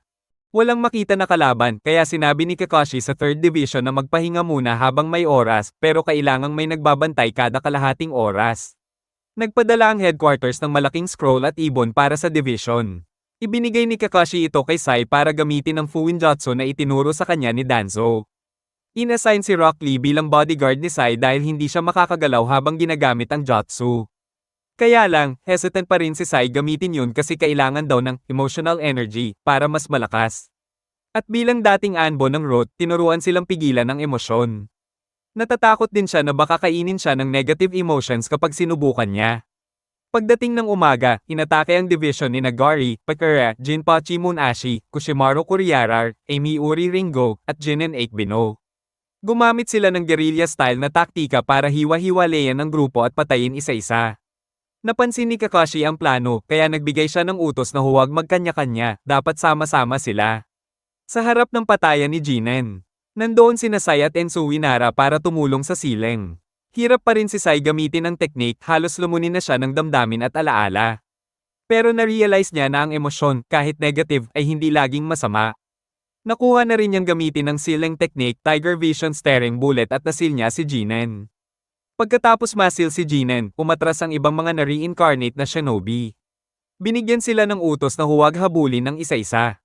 Sa isang flashback, nagdiwang ang Tsunade sa pagkapanalo nila laban sa Iwagakure at itinuring nilang bayani si Pakura. Si Maki, student ni Pakura, gustong makipag-training kahit pagod pa sa laban at pinuri siya ni Pakura sa pagiging palaban at matatag. Pagkatapos ng training nila, sinabi ni Pakura kay Maki na kailangan niyang maging malakas para maprotektahan ang mga mahal niya sa buhay at ang nayon. Samantala, sa meeting ng matatanda sa Suna, pinag-uusapan nila ang truce sa Kurigakure kahit na hindi pabor sa kanila ang kondisyon. Plano nilang gamitin ulit si Pakura para ayusin ang gulo. Kalaunan, nagluksa ang buong Suna sa pagkamatay ni Pakura at nangakong buburahin ang Iwagakure bilang ganti. Sa kasalukuyan, hirap ang 3rd Division sa pakikipaglaban sa 7 ninja swordmen ng Mist, pati na kina Gary at Pakura. Na-disable ni Manga si Gary pero napatay siya ni Pakura. Hinarap ni Pakura si Maki at sinisi ang Suna dahil ginawa siyang sakripisyo sa isang alang-inang truce sa Kiri. Nakialam si Ruka sa argumento nila at sinabing hindi na ganoon karahas ang Kiri ngayon sa pamumuno ng 5th Mizukage. Tuloy pa rin ang atake ni Pakura, at sinabi ni Maki na balang araw ay gaganda rin ang ugnayan ng mga shinobi at baka magbago ang hinaharap. Nakiusap siya kay Pakura na manatiling bayani tulad ng alaala sa kanya ng nayon. Kahit duda, umatake ulit si Pakura pero napigilan siya ni Naomoy at Zoji. Sa combo nilang attack, na-disable nila si Pakura, pero dumating si Gary. Tinarget ni Gary si Maki pero hinarang siya ni Pakura gamit ang mga fire orbs niya. Sinabi ni Pakura kay Maki na tumakbo palayo. Nakalayo si Maki, tapos nabura ulit ang personality ni Nagari at Pakura. Habang ligtas na nakatakas ang grupo sa gubat, nagpunta si Maki mag-isa para magdasal. Habang naglalakbay ang duo, sina Naruto Uzumaki at Killer Bee, at sina A at Tsunade, tinatanong ng mga taga-Kumo ang mga taga-Konoha kung bakit gano'n na lang ang tiwala ni Tsunade kay Naruto. Naalala ni Tsunade na matagal na siyang may tiwala kay Naruto, kahit bago pa man umatake si Pain sa Konoha, dahil sa isang postahan na ginawa ni Naruto sa kanya noon. Bago pa man nila makilala si Naruto, nagmamadali si Tsunade papunta sa susunod na sag-alan, habang habol-habol si Shizune sa likod niya. May mga ninja na lumilipad sa ere, pero sabi ni Tsunade kay Shizune na hayaan na lang. Pagdating nila sa sag-alan, tuwang-tuwa sina Zoji at tropa niya dahil dumating na ang legendary soccer at may dalang maraming pera. Sa kabilang banda, sinagip ng Raikage ang isa sa mga sugatang kasamahan niya. Si Amai, habang nasa bayan, napansin si Tsunade at agad nag-report kay Raikage. Kahit human gal si Karai, nagdesisyon si Raikage na lapitan si Tsunade para ipagamot ang sugatan nilang kasama. Nilapitan nila si Tsunade pero deadma ito at tumanggi agad. Galit siya kasi may sama ng loob sa pagitan ng dalawang nayon at naiinis siya na naglakas loob pa silang lumapit sa kanya. Pero nagbago ang takbo ng usapan nang sinabi ni Tsunade na kung matatalo siya ni Raikage sa arm wrestling, sasama siya sa kanila. Nag-umpisa ang malahalimaw na labanan. Napansin ni A na di siya mananalo sa brute strength kaya ginamitan niya ng bilis. Natalo niya si Tsunade gamit ang speed. Pagkatapos, nung makita ni Tsunade ang kalagayan ng pasyente, humingi siya ng paliwanag kung ano ang nangyari para masigurong tama ang gagawin niyang gamutan. Habang pinapakinggan ni Tsunade ang kwento tungkol kina A, Karai, at Nigay na nagnakaw ng scroll ng ninjutsu mula sa Suji Village, napagtanto niya na yung insektong ginamit ay nasa loob din ni A pagkatapos niyang ipaliwanag ito at pananggakuan siya ni A, nahuli ni Tsunade ang insektong matagal nang lumilipad sa paligid ni A at pinisa ito, hindi nila alam na ginagamit pala ito ng No Kizaru Group para manmanan sila. Habang naghahanda para sa operasyon, ipinag-utos ni Tsunade na si Shizune ang mamuno dito habang siya ay mag-oobserba lang. Nagtalo si A at si Tsunade dahil gusto ni A na si Tsunade ang mag-opera, pero pinakalma siya ng Sonin. Habang nag-oopera si Shizune, kasama si Amai, tumalsik ang dugo at natalsikan si Tsunade. Dahil takot pa rin siya sa dugo, nanginginig si Tsunade at lumabas agad ng kwarto. Gustong malaman ni A kung anong meron kay Tsunade kaya ipinaliwanag ni Shizune na nawalan si Tsunade ng dalawang mahal sa buhay, kaya siya naging ganon. Nang marinig to, sinabi ni A na hindi niya ipagkakatiwala ang buhay ng mga tao niya sa isang taong may ganyang mental state. Naiinis si Shizune, pinagtanggol ang master niya at binato sa paa ni A yung nakuha nilang sumasabog na insekto.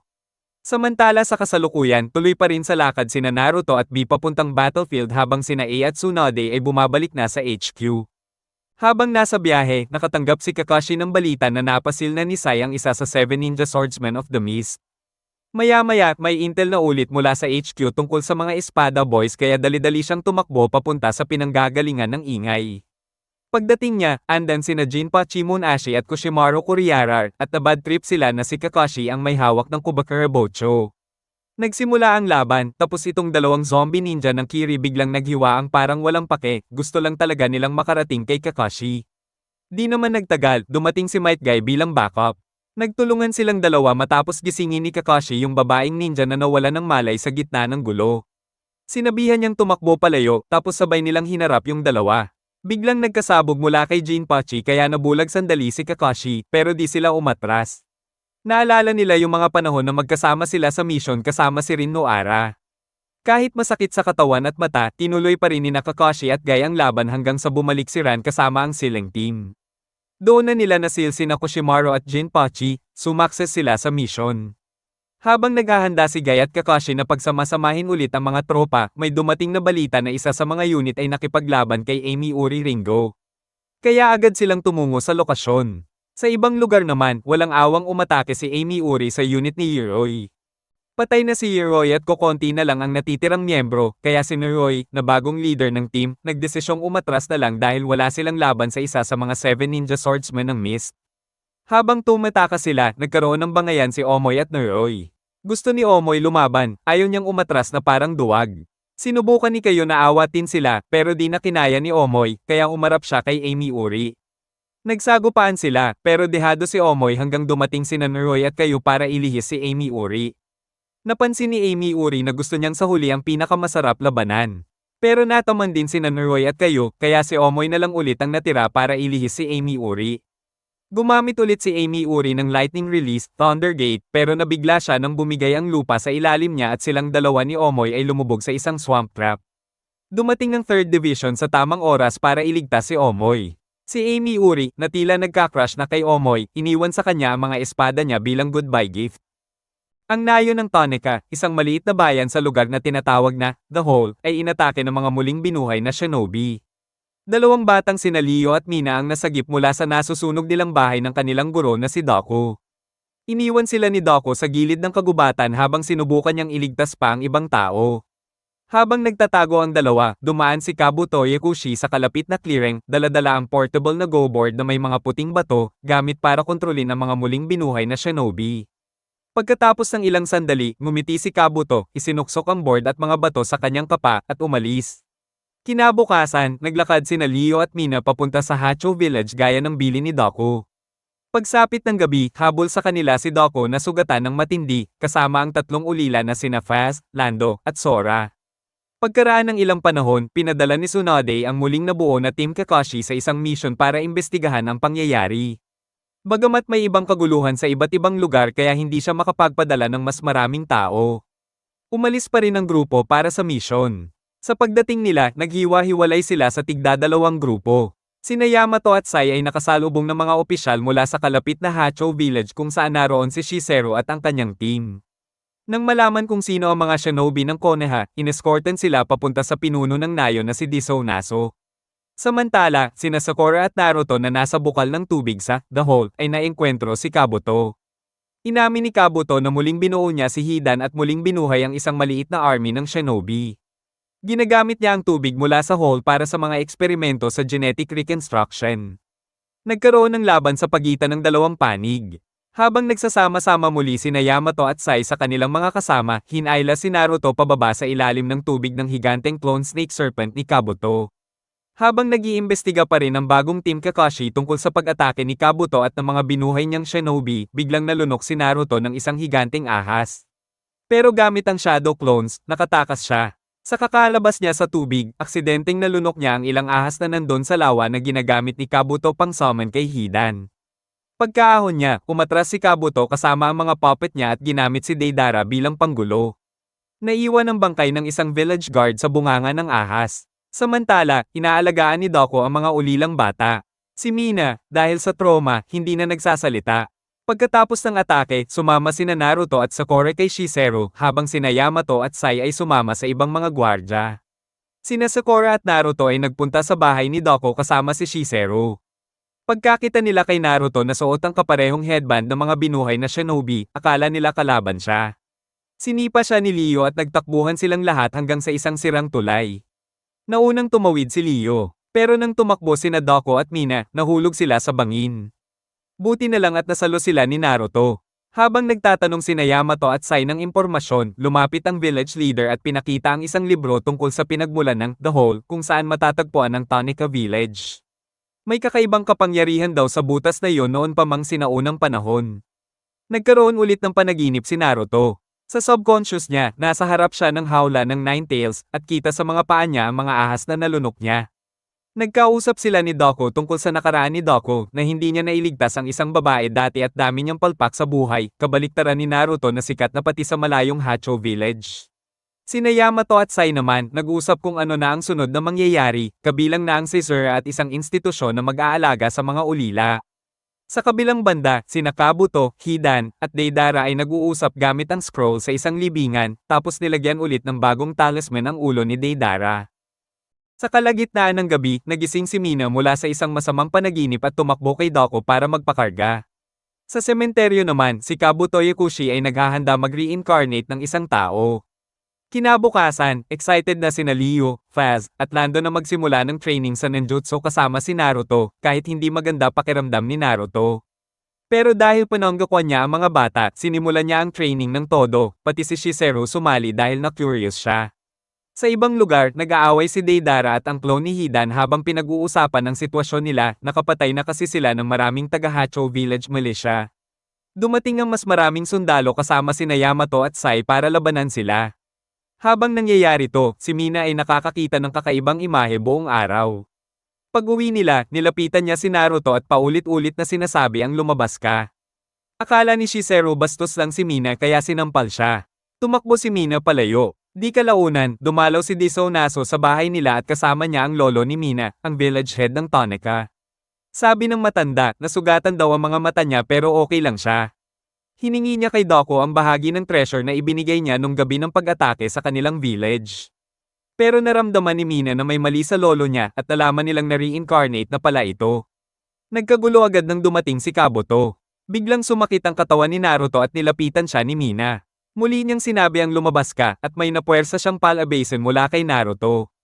Lumitaw ang isang itim na pool na naging four-tailed version dalawang form ni Naruto. Tinangkang kontrolin nito ni Kabuto gamit ang talisman pero hindi umubra. Nagsimula nang umatake si Naruto na parang halimaw, walang pinipili. Lahat ng tao natulala sa takot habang pinapanood siya. Sinugod ng clone ni Naruto na Nine-Tails sina Doko at ang mga ulila, pero dumating sina Might Guy at Rock Lee para salagin ito. Habang nilalabanan nila ang halimaw, pilit itong kontrolin ni Kabuto pero palpak. Dumating na rin ang buong Konoha 11.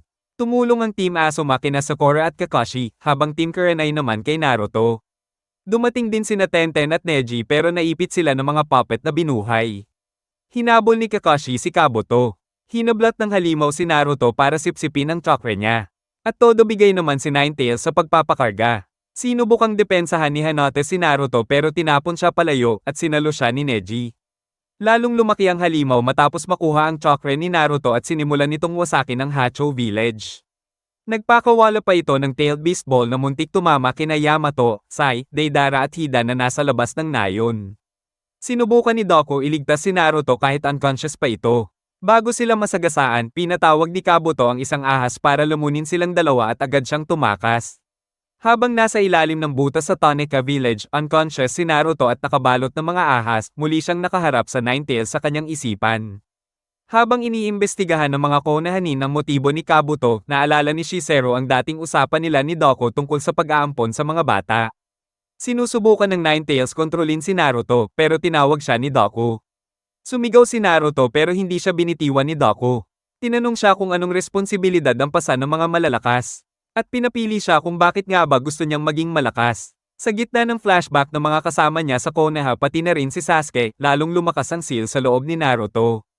Ibinigay ni Doko kay Naruto ang kanyang forehead protector, sabay sabing naniniwala siya sa kanya. Samantala, nagdesisyon si Leon na iligtas ang kanilang guro gamit ang misteryosong bakal na nabanggit noon ng leader ng Tonica Village. Sa loob ng hall, lumapit si Kabuto kasama ang dalawang puppet na binuhay, kasabay ni Disonaso na inamin ang pagtataksil ng village leader. Hinugot ni Disonaso ang isang scroll na nagpapakita ng Caesura, isang misteryosong liwanag na ikinagulat ni Naruto at Doko. Habang lumilitaw na ang Caesura, nalaman na si Disonaso pala ang nag-utos kay Kabuto Yakushi para lipulin ang buong Tonica Village. Sinubukang atakihin ni Doko si Disonaso, pero pinigilan siya ng isang puppet na nabuhay ulit at kinulong siya ng isang shinobi mula Tekigakure na nabuhay rin. Pinuri ni Disonaso si Naruto sa pagkatalo niya kay Pain, yung Somaira at nagpahina sa kanya, bago niya ito sinipa-sipa. Dumating si Mina at ang mga ulila sa The Hall para dalhin ang mga bakal, pero naharang sila ng clone ni Kabuto. Samantala, paparating na rin ang buong Konoha 11 kasama sina Kakashi, Shizero, Yamato, at Sai. Inihahanda na ni Disonaso ang pag-summon ng power gamit ang natitirang bakal habang si Naruto ay pumasok na sa Sage Mode. Kumanta si Mina kasabay ng tunog ng Caesura at biglang lumutang ang lugar kung nasaan si Naruto, ang ama no Hoko, mula sa lupa. Dumating si Kakashi at inilahad ang nakaraan ni Disonaso bilang isang dating mamatay tao at tauhan ng Akatsuki na eksperto sa summoning technique at may research din sa Impure World Reincarnation kasama si Orochimaru. Tinawag ni Kabuto ang kanyang mga puppet, Nine-Tails clone, Hidan, at Deidara. Nakipaglaban si Naruto sa clone niya habang gumamit si Deidara ng explosive clay bilang distraction para habulin siya. Tumakas si Disonaso at hinarap ni Hidan si Shikamaru. Pina-explode ni Deidara ang mga bangkay ng mga nabuhay ulit at ginamit naman ni Hidan ang kanyang ritual laban sa Team Asuma. Nahuli si Sakura ni Hayate at ng iba pa. Habang todo atake si Naruto sa clone niya, na-realize niyang may mas mahalaga pa sa lakas. Nang nahuli na ni Yamato si Disonaso, pinaganya nito ang Caesura, binuksan ang lugar kung saan naglalaban si Naruto at ang clone, na nagpababa sa tubig ng lawa at nagpapalabas ng obelisk na sanhi ng malakas na bagyo. Nagsimulang mabulok ang katawan ng clone ni Hidan dahil sa mixing buhay ng mga ahas na bumubuo sa kanya. Pinalayas naman ni Kabuto si Deidara gamit ang kontrol niya para makatakas kay Kakashi. Tinamaan ng kidlat ang lugar kung saan tumatakbo ang mga ulila at itinuro ni Mina ang obelisk. Habang lumalawak ang bagyo papunta sa Konoha, lumabas si Tsunade para harapin ito habang tinatakpan ng bagyo ang buong Land of Fire. Sinubukan ni Naruto pigilan si Desu-Naso mula sa pag-akyat ng tower, pero sinalubong siya ng sarili niyang clone na nakasipsip na ng lakas ng tower at naging Hydra-tailed fox monster. Habang hinihigop ng clone ni Naruto ang power mula sa ama no Hoko, bigla itong nag-mutate na parang Ninetales na may Hydra na buntot at parang napatay si Desu-Naso. Halos natalo si Naruto at muntik na siyang matukso sa offer ng Ninetales na lakas, pero narinig niya ang boses ni Minato na sinabing kontrolin niya ang QB. Lumabas ang Chakra Cloak na may 6 na buntot pero hindi pa buo. Habang lumalaban siya sa clone niya, unti-unting nasasapawan ng Ninetales ang katawan ni Naruto at naging Seven-tailed Jinchuriki state siya. Si Yamato, todo pigil, pero hirap din.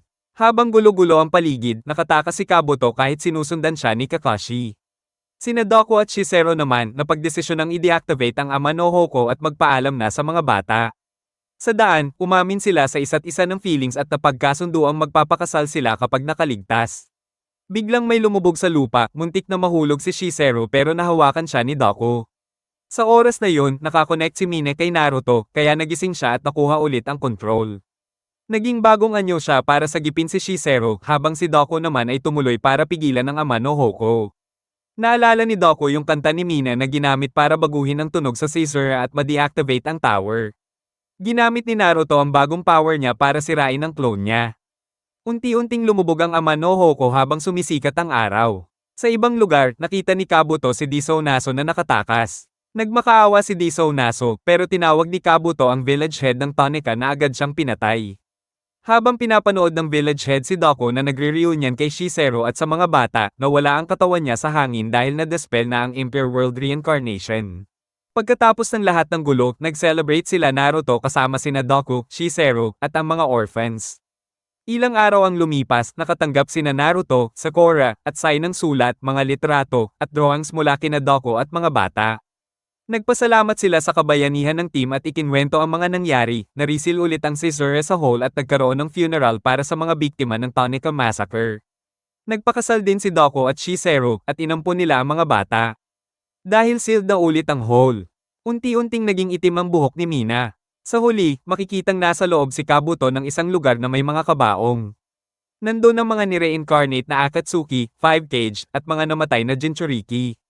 Habang nagpapalit ng balat, suot niya ang maroon na snake cloak at salamin, tapos lumakad palayo habang lumalabas ang isang puting ahas sa ilalim ng cloak niya.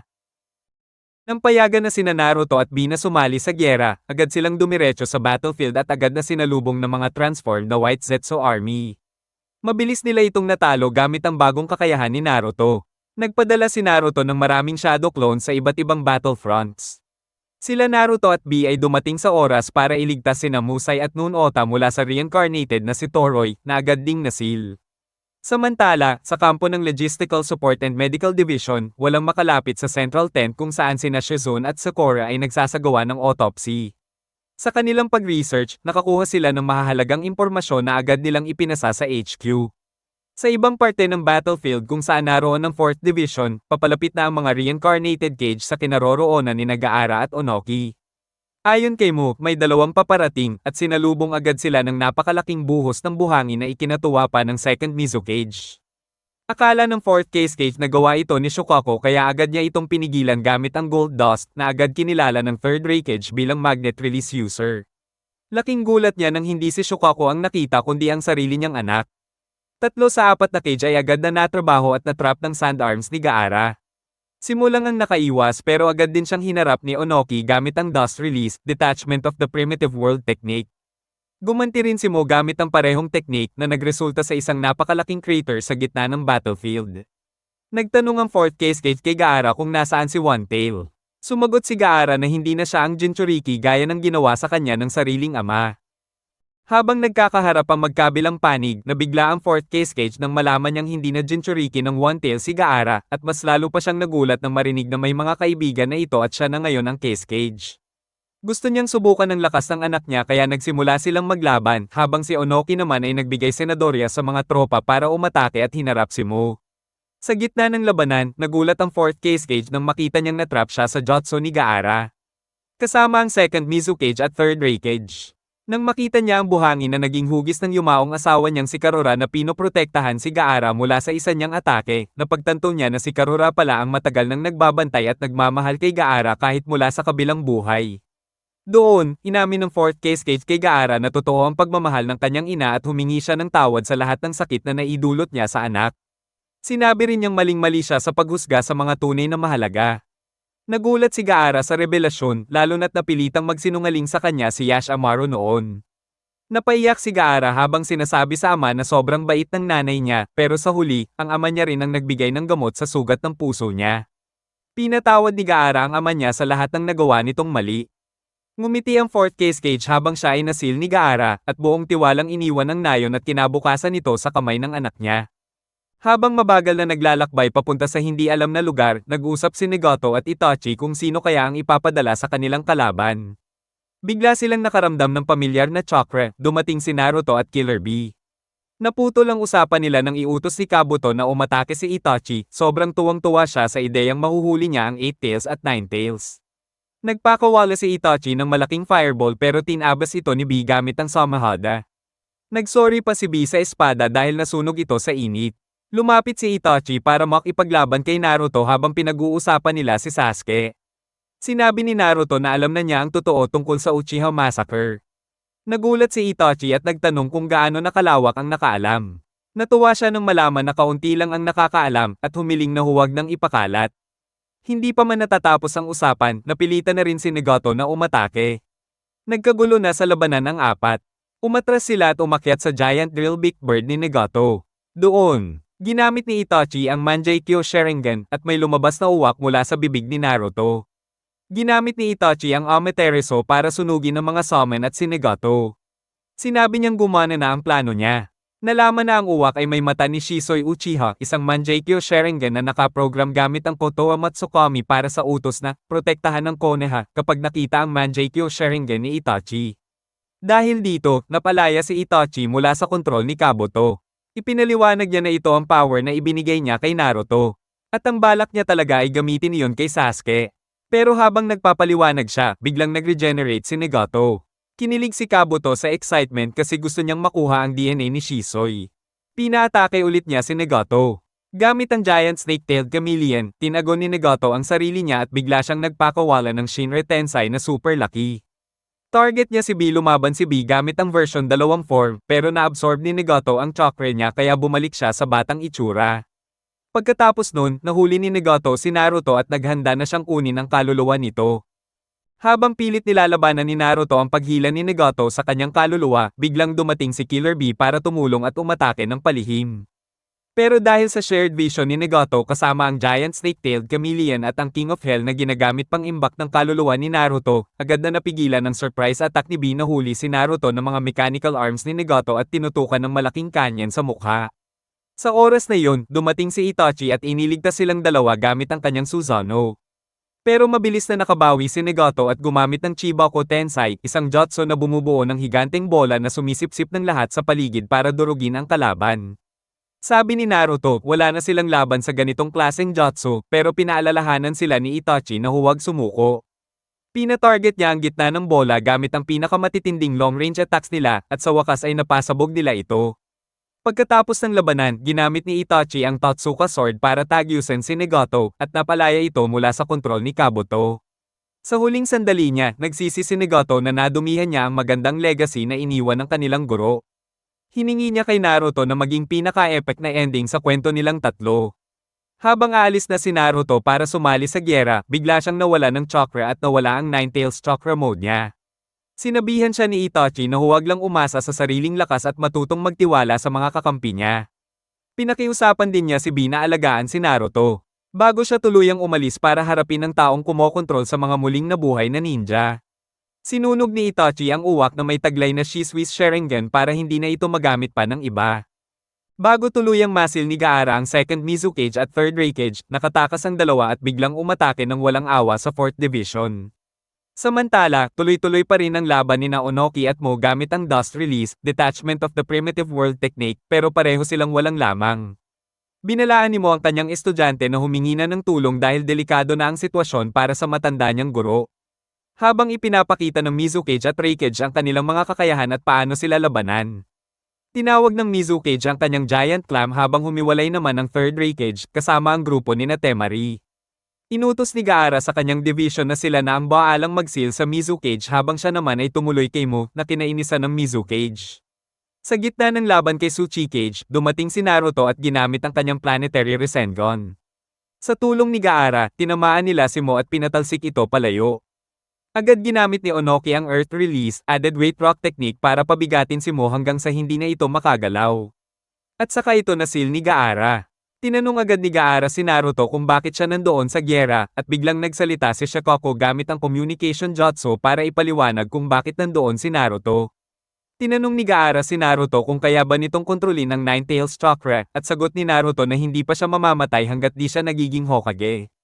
At kahit case-cage si Gaara, wala raw siyang karapatang maging bossy.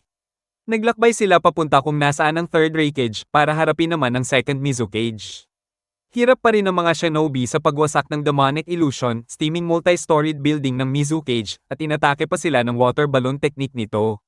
Buti na lang dumating si Gaara para iligtas sila. Pero dahil sa oil ng technique, humina ang buhangin ni Gaara habang nilalabanan niya ang second. Sa ibang lugar, gamit ang sensory sand ni Gaara, nahanap ang totoong giant clam. Tinangkang sirain ito ni Onoki pero kulang na siya sa chakra para sa dust release.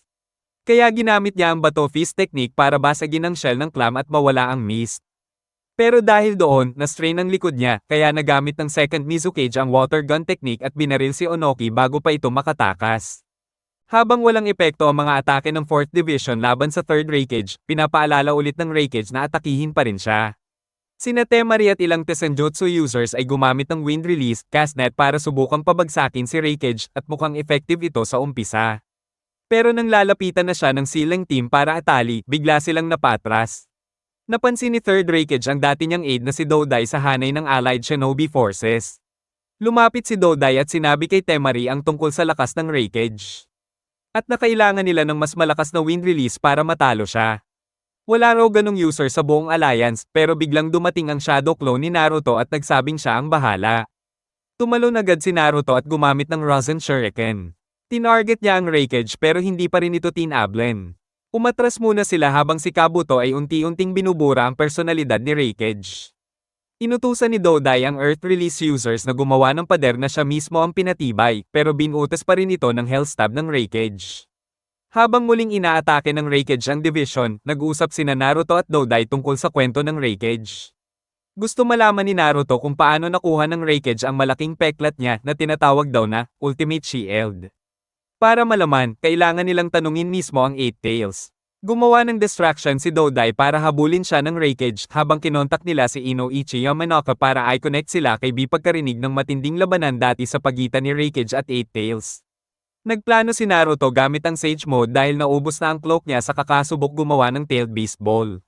Sa huli, nasaksak ni Reikage ang sarili niya gamit ang One Finger Nukite. Unti-unti siyang nadoraj at tuluyan ng nasil. Sabi ni Dodai, kahit gaano kalakas ang isang tao, hindi pwedeng siya na ang may pinakamalakas na shield at spear. Sa dulo, ang spear daw talaga ni 3rd Reikage ang panalo. Sumang-ayon si Naruto at sinabing malamang si Gaara ang may pinakamalakas na shield. Samantala, sa battlefield ni Gaara, hirap pa rin ang division na talunin ng 2nd Mizukage. Nabunyag na si Onoki pala ay isang sand clone lang, kaya nagulat ang 2nd Mizukage habang unti-unting tumataas ang buhangin para i-seal siya. Pero bago pa man makumpleto ang paglalagay ng sealing tags, sumabog ang Desert Layered Imperial Funeral ni Gaara, at biglang lumitaw ang malupit na mukha ng Mizukage sa langit. Nagsimula ang pagbagsak ng yelo habang pinaliwanag ni Onoki na hindi ito Genjutsu kundi ang ultimate jutsu ng second, ang Steaming Danger Tyranny. May lumitaw na chibi-like clone at sinimulang umatake sa 4th Division. Si Gaara ay naghanap agad ng totoong katawan ng Mizukage, na ayon kay Tsuchikage ay nanghihina na matapos gamitin ang teknik na yun. Nang matagpuan ni Gaara ang tunay na Mizukage, agad siyang sumugod para i-seal ito, pero muling hamarang ang clone at pinunit ang mga sealing tag sa pyramid ng buhangin. Lumabas ang ulo ng Mizukage sa tuktok ng pyramid, ngumiti, at mabilis na nagtago ulit habang pinapukol siya ng mga shuriken. Sinabi niya na maganda raw ang tagong pwesto niya at hindi na niya ipapaliwanag ang jutsu niya dahil kung hindi siya matatalo ni Nagaara at Onoki. Wala na silang laban sa totoong kalaban nila. Sa sobrang bilis ng isa pang pagsabog, pinrotektahan ni Gaara ang kanyang division gamit ang halo ng buhangin na may yelo at gold dust galing sa tatay niya para ma-freeze at papigilan ang pagsabog ng clone. Dahil dito, na-neutralize ang clone. Bilib na bilib ang second Mizukage sa galing ni Gaara at sinabi pa na bagay daw silang tandem ni Naruto. Bago tuluyang masil, inamin ng second na natagpuan na raw niya ang golden egg sa mga bagong cage. Samantala sa ibang bahagi ng battlefield, nalaman na bago masil si Mu, nahati muna siya sa dalawa. Hindi niya napalaya ang kalahati niya, kaya si Kabuto ay nag-iisip ng next move para makakuha ng sapat na oras para i-summon ang kanyang secret weapon. Sa side naman ng Allied Shinobi Forces, napahinto ang galawan dahil sa malaking banta ng mga White Zetsu clones na nagpapanggap na miyembro ng kanilang grupo, lalo na sa Logistical Support at Medical Division. Alerto ang buong Allied Shinobi Forces dahil sa mga impostor na gumagala sa paligid, pero lalong nadagdagan ang stress nila nang biglang lumitaw sa battlefield ang Sound 4 mula sa Otogekier na nabuhay muli. Pero hindi nagpatalo ang dating Sasuke recovery team ng Konoha, mabilis nilang na-knockout ang apat kahit na pinalakas pa ang mga ito ng Cursed Seals. Pinakita nila kung gaano na sila kalakas kumpara noon. Pero habang nagsasaya na ang alliance, biglang nawala ang good vibes. May biglang lumabas na seal sa paligid ng mga natalong shinobi at nadamay din si Kiba Inuzuka, Akamaru, Neji Hyuga, Shikamaru Nara, at Choji Akamichi. Samantala, habang papunta si Naruto sa lugar, naramdaman niya ang bigat at sama ng chakra na nagkalat sa battlefield. Alam niyang may mali, kaya dali-dali siyang tumakbo papunta sa lokasyon ng mga kaibigan niya. Habang nagre-regroup sina Neji, Shikamaru, Choji, Kiba, at Akamaru para ayusin ang kanilang sitwasyon, abala naman ang mga kaibigan nila sa labas sa pag-alam kung anong nangyari sa kanila. Napansin ni Shino at Ino na buhay pa ang lima, pero parang nakabitin sa alapaap, mahina ang pulso at halos walang chakra na gumagalaw. Kaya todo effort sila para panatilihing gumagana ang chakra ng mga kasama nila habang nagpapaabot ng mensahe sa HQ. Sa loob ng barrier na nilagay ng Sound 4, tuloy ang laban ng mga taga-Konoha para sa kanilang buhay. Dumating ang balita kina Ino at Shino mula kay Inoichi na ang mga kasama nila ay parang natrap sa isang genjutsu-style na estado, at ang tanging paraan para mailigtas sila ay mahanap at maibalik ang kanilang mga kaluluwa, dahil kahit ang sensory barrier ng HQ ay hindi matrack ang mga ito. Sa ibang lugar naman, habang papunta si Naruto sa kinaroroonan ng mga kaibigan niya, nasalubong niya ang isang grupo ng shinobi at agad niyang binanata ng isang White Zetsu clone na nagpapanggap.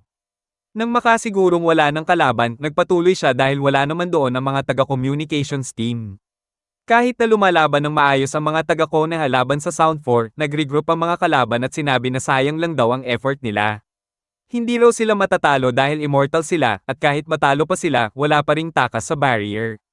Ang choice lang daw ng mga taga-Konoha, mamatay sa kamay nila o mamatay sa real world kapag bumigay na ang katawan nila. Habang todo hanap ang grupo para mailigtas ang kaluluwa ng mga kasama nila, pinilit ni Shino at Ino ang sarili nila para mapanatiling buhay ang mga ito. Sa loob ng barrier, tuloy-tuloy ang bakbakan sa pagitan ng Sound 4 at mga dating miyembro ng Sasuke recovery team. Samantala, sa gitna ng labanan, nakahanap na rin si Naruto ng miyembro mula sa communications team kaya nakakontak na siya sa HQ. Nang sinabi sa kanya na wala raw magagawa dahil wala naman sa Allied Shinobi Forces ang may kakayahang makaramdam ng kaluluwa. Nainis si Naruto at sinugod si Shikoku, akala niya wala itong pake sa sariling anak.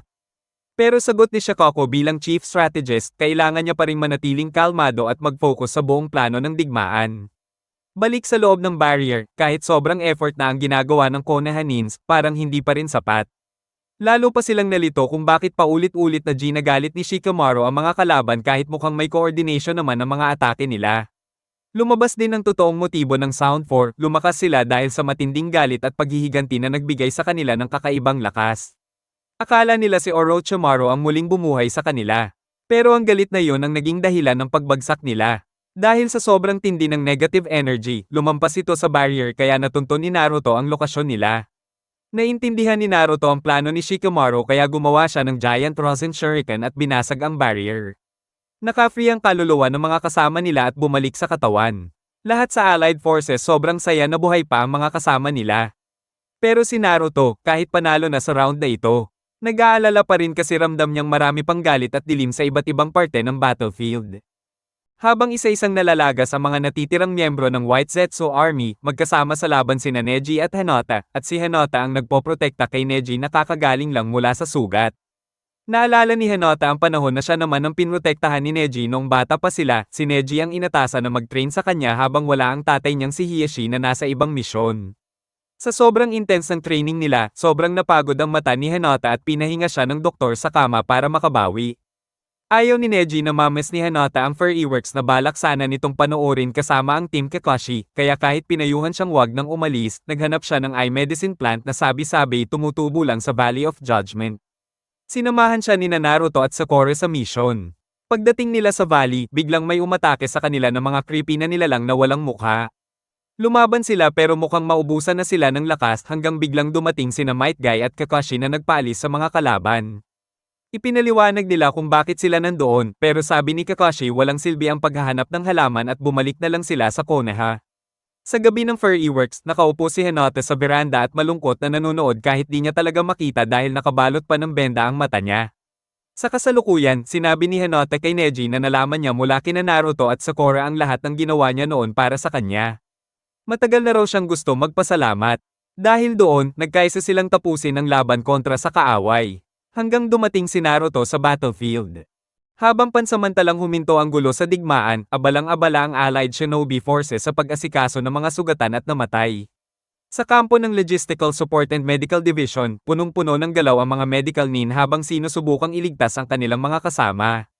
Sa ibang lugar, napansin ni Kabuto na dami na ang bilang ng mga patay kaya nagdesisyon siyang gumawa ng bagong plano.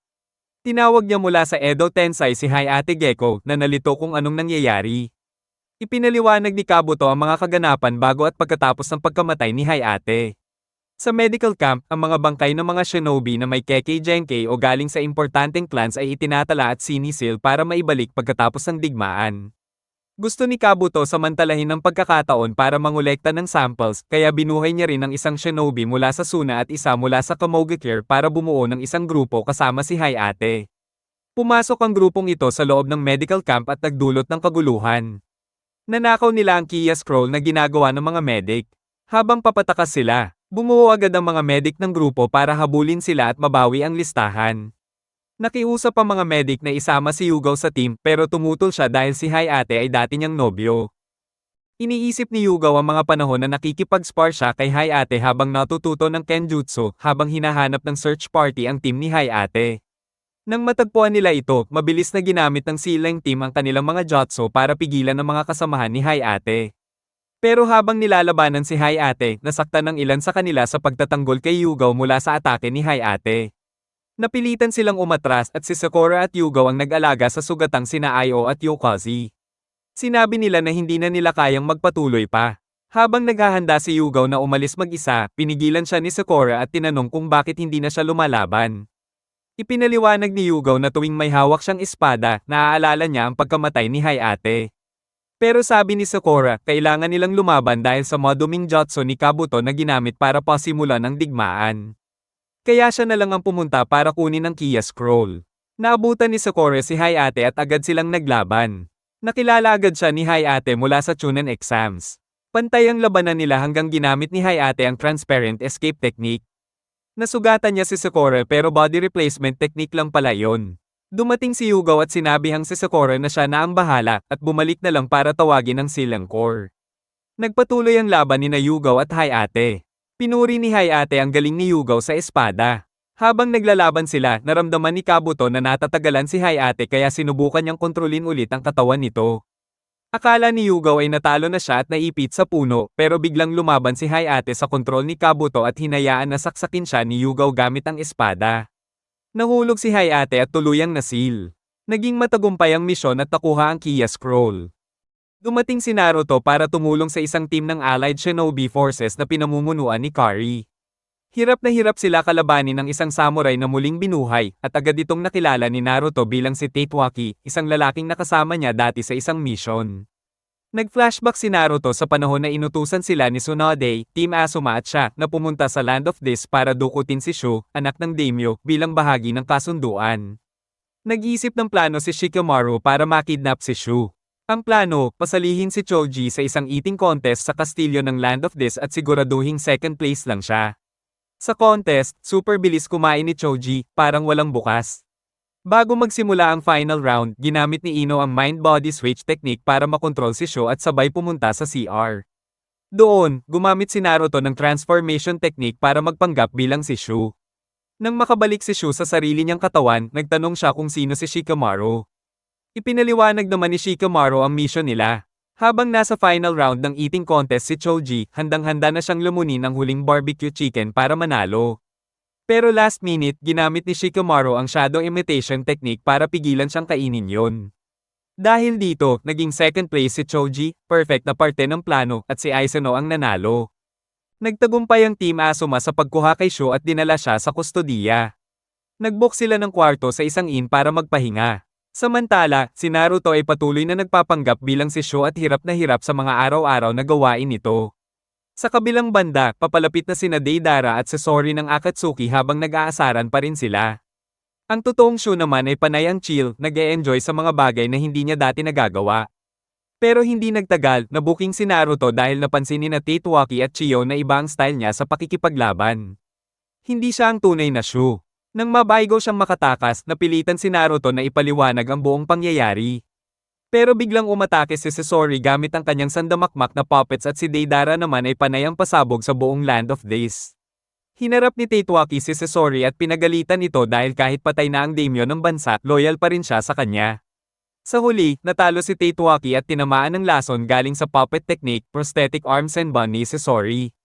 Pagkatapos ng labanan, umalis na ang Akatsuki. Si Yamato na nakamasid mula sa malayo ay nagkomento na kahit papaano naging maayos pa rin ang misyon. Sa kasalukuyan, nalaman ni Titwaki na ligtas sina Chiyo at Sho at kasama na ng iba pang daimyo na iniingatan ng Daimyo Protection Squad. Natuwa siya sa balita at tumigil na sa pag-struggle. Habang iniisip niyang sanay makita niya ulit sila, payapa nang lumaya ang kaluluwa niya at unti-unting naglaho ang kanyang katawan. Nag-uusap si Toby at Zetsu tungkol sa pag-test ng trial version ng Infinite Tsukuyomi pero kailangan muna raw niyang malaman kung ano ang gusto ng magiging target. Ginamit niya ang telescope technique para makita si Naruto sa apartment nito na board at naglalaro ng baraha kasama ang dalawang shadow clones. Samantala, kararating lang ng Team Guy galing sa mission. Nagsuggest si Tenten na magpunta sila sa public bath. Tumanggi si Rock Lee dahil kailangan pa raw niyang mag-training. Habang nagtitraining si Lee, nadaanan niya si Naruto na nakatulala pa rin sa apartment. Naisip niyang yayain ito, pati ang iba pa nilang tropa, na magbanyo trip para di na siya malungkot.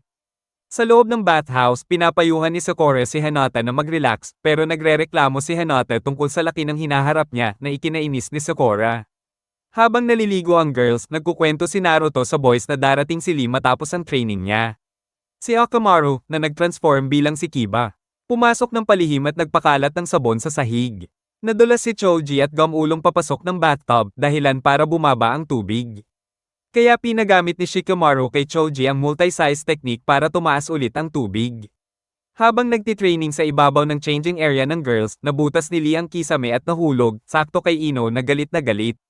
Si Naruto naman, na sinubukang sumilip kahit pinagsabihan na ni Neji na saksihan ang galit na reaksyon ng girls kay Lee. Pero alam ni Naruto na ginawa lang ito ni Lee para mapasaya siya at hindi siya malungkot. Kaya ipinagtanggol niya ito. Ang hindi alam ni Naruto, may brand na Aikit sa likod ng tuwalya niya, kaya inakala ni Sakura na underwear snatcher siya at pinagsusuntok siya. Dahil sa gulo, naruin ang bonding at bumalik si Naruto sa apartment, malungkot pa rin. Kinagabihan, dumalaw ang boys sa bahay niya para maglaro ng baraha. Pero pag alis nila, nalungkot ulit si Naruto dahil sana raw nagstay sila para kumain. Dahil dito, nag-decide na si Toby na alam na niya ang totoong wish ni Naruto. Kasama ang mga Zetsu clones at buong Akatsuki, sinimulan na nila ang limited version ng Infinite Tsukuyomi para gamitin kay Naruto. Habang patuloy na naghahanap ng mga natitirang kalaban, nadiskubre ng 3rd Division ang isa pang muling binuhay na shinobi, si Master Chen, isang kilalang bayani ng Konohagakure na inakalang namatay na noong 3rd Shinobi World War. Tuwang-tuwa si Might Guy sa posibilidad na makalaban ng isang sikat na taijutsu master, pero bilang Konoha's Sublime Green Beast of Prey, napilitan siyang umatras at dumpensa sa lakas ng matandang kalaban. Isang shinobi ang nakatakas mula sa laban at, sa paghahanap ng tulong, nakita niya si Rock Lee na agad tumakbo para tumulong kay Guy. Nakita ni Lee ang alamat na minsan na niyang nakilala noong genin pa siya. Ikinwento ni Lee ang kasaysayan niya kay Chen bago sila magsimula ng labanan. Sa huli, napigilan ni Lee ang Leaf Dragon God technique ni Chen gamit ang sarili niyang teknik na tinawag niyang One-Man Front Lotus, isang teknik na sinadya niyang gawin para ma-counter ang paikat na hangin ng kalaban. Habang unti-unting nagkakawatak-watak ang immortal na katawan ni Chen. Naalala niya ang kanyang dating estudyante na hindi rin marunong gumamit ng ninjutsu at kung paano ito namatay sa panahon ng digmaan. Tinanggap ni Chen na panahon na para ang libingan niya ay magkaroon ng saysay. Habang lumuluha, sinabi ni Lee na dadalhan niya ng mga onigiri ang libingan ni Master Chen bilang paggalang. Habang naglalaban ang mga shinobi sa lugar kung nasaan si Dan Kato na nakakadena, laban sa natitirang puwersa ng White Zetsu Army, bigla na lang umulan sa gitna ng battlefield. Napansin ni Shikamaru na ang isang shinobi sa gitna ng mga clone ni White Zetsu at nagduda kung isa na namang muling binuhay na shinobi iyon. Kasama sina Choji at Ino, nagulat ang tatlo nang makita nila ang pamilyar na mukha ni Yuta, isang batang nakilala nila noong bata pa sila. Sa ibang bahagi naman, sa Logistical Support and Medical Division, hinarap din ni Sakura si Yuta, pero sa pagkakataong ito, may kasamang pag-ulan ng nyebe sa paligid niya. Sina Kiba at Akamaru ay nakasalubong din si Yuta, pero sa bersyon nito na nagpapalabas naman ng mga kidlat at bagyo. Habang naaalala ng bawat grupo ang mga sandaling nakasama nila si Yuta noon, naisip nila kung paano nila ito matatalo sa gitna ng gyera. Samantala, si Naruto na papunta na sa battlefield, napansin ang tatlong magkaibang klaseng panahon, ulan, snow, at kidlat, na sabay-sabay nangyayari sa iba't ibang lugar. Kaya napaisip siya kung ano na namang kababalaghan ang nagaganap. Hirap pa rin ng tropa kung paano haharapin si Yuta na nabuhay ulit, kaya puro iwas lang muna ang ginagawa nila sa mga atake nito. Kinausap ni Ino ang tatay niya gamit ang jutsu at humingi ng tulong para makakonekta sila sa iba pa nilang kakampi. Doon nalaman nila na sina Sakura, Kiba, at Akamaru ay may kanya-kanya ring encounter kay Yuta. Gulat na gulat ang lahat sa nangyayari at hirap silang makaisip ng paraan kung paano nila isil si Yuta, gaya ng ginawa nila sa ibang mga shinobi na nabuhay ulit. Habang nagre-recall sila ng mga alaala nila noong bata pa sila kasama si Yuta, si Naruto ay nakasalubong din ng isang Yuta na bawat huni ay may kasamang malakas na hangin. Sa huli, nalaman nila na dati pa lang, hinuli na pala ng mga anbo ng Konoha si Yuta at dinala para imbestigahan. Doon napagtanto ni Naruto na sila mismo at ang iba pang mga bata noon ang naging dahilan kung bakit namatay si Yuta. Nalaman ni Naruto na may 4 na Yuta sa iba't ibang battlefield at nang marinig niya ang pag-whistle nito, naalala niyang siya mismo ang nagturo nun kay Yuta. Sinabi niya sa mga kasama na ang mga Yuta na kalaban nila ay mga nakamaskarang White Zetsu lang pala. Dahil dito, nawala ang guilt nila at natalo nila ang mga Zetsu. Naalala ni Naruto ang nakaraan kung saan hinuli ng mga anbo si Yuta para tanungin kasi parang may mali sa chakra nito. Gumawa si Naruto ng paraan para makadistract sa anbo habang sina Shikamaru, Kiba, Akamaru, Ino, Choji, at Sakura ay palihim na pumasok. Na-paralyze sandali ni Shikamaru ang anbo gamit ang jutsu niya, pero nakabawi rin agad ang mga ito. Nang patotame na si Naruto, biglang gumanti si Yuta gamit ang lightning jutsu niya at pinatamaan ang mga anbo. Tinangkang tulungan ni Naruto si Yuta na makatawid sa ilog para makalayo, pero hinampas sila ng malakas na agos kaya nagkahiwa-hiwalay sila. Sinagip ni Yuta si Naruto, pero siya naman ang nalunod. Nang sinubukan nilang kausapin si Yuta, binura niya ang alaala nila tungkol sa kanya at sa mga pinagsamahan nila. Sa gitna ng war, ipinagtapat ni Yuta na patay na pala siya noong una pa lang silang nagkita. Isa siya sa mga unang ginamit sa Impure World Reincarnation ni Orochimaru noong time test pa lang ang jutsu. Ikinwento rin niya na ang clan nila ay naglalakbay at nagbebenta ng panahon dahil kaya nilang kontrolin ang weather. Magaling si Yuta dito pero mahina ang katawan niya kaya maaga siyang namatay. Pagkatapos, tinakpan ni Yuta ang sarili ng snow at pinaulanan ng kidlat ang sarili niya. Nanlumo sina Naruto at ang iba sa nasaksihan nila. Para mabawi ang mga pinakamalalakas niyang pawn, nagpadala si Kabuto ng mga pinakamahinang shinobi na muling binuhay gamit ang Impure World Reincarnation para umatake sa allied shinobi forces. Ginamit niya si Torun para tawagin sila. Sa gitna ng laban, lumitaw si White Zetsu at napansin niyang mga palpak na produkto ng Impure World Reincarnation ang mga kalaban. Napansin ng allied shinobi forces na mahihina ang mga ito at tanging dami lang ang bentahe nila.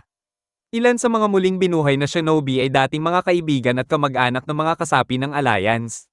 Si Osoy, na dati ring partner ni Toroy at tatay ni Musai, ang nagpaalala sa kanila tungkol sa plano ni Kabuto na bawiin ang mas malalakas na pawn. Nang malaman nito, agad na in-inform ng allied shinobi forces ang HQ na may mga muling binuhay na shinobi na patungo sa lugar ng Third Raikage. Nagkaroon ng flashback kung kailan nagsimula si Kabuto sa pagnanakaw ng mga bangkay matapos niyang maabsorb ang cells ni Orochimaru. Pinamunuan ni Toron ng grupo ng mga rebeldeng shinobi na muling binuhay. Ginamit nila ang winding smoke technique ni Heiji para makatakas mula sa Shinobi Alliance. Nang matagpuan nila ang selyadong katawan ng Third Raikage, may isa sa kanila na agad tumakbo para tanggalin ang ceiling tag pero natrap siya. Gumamit si Dame Arrow ng Earth-released Sand Dance para alisin ang mga tag. Paglapit nila sa tag ng Third Raikage, hinagisan ito ni Chukaku ng rosaryo at nagsimulang magdasal. Pero bago pa niya masira ang tag, dumating si Temari at inatake siya. Pagkatapos, lumitaw si Dame Arrow sa harap ni Temari at nagdeklara ng pagmamahal niya sa kanya. Nagkaroon sila ng mahabang usapan bago tuluyang masil ng Allied Shinobi Forces si Dame Arrow. Hinarap naman ni Temari si Torun na nagtatago sa likod ng bato.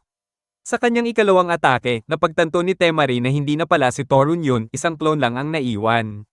Nagulat si Kabuto sa skills ni Torun at nagdesisyong gamitin siya sa mga susunod na plano. Pagkatapos makatakas mula sa Shinobi Alliance, nakahanap si Torun na nabuhay muli gamit ang Edo Tensei ng lugar na malayo para maisigawa ang isang espesyal na kinjutsu gamit ang kakayahan niya.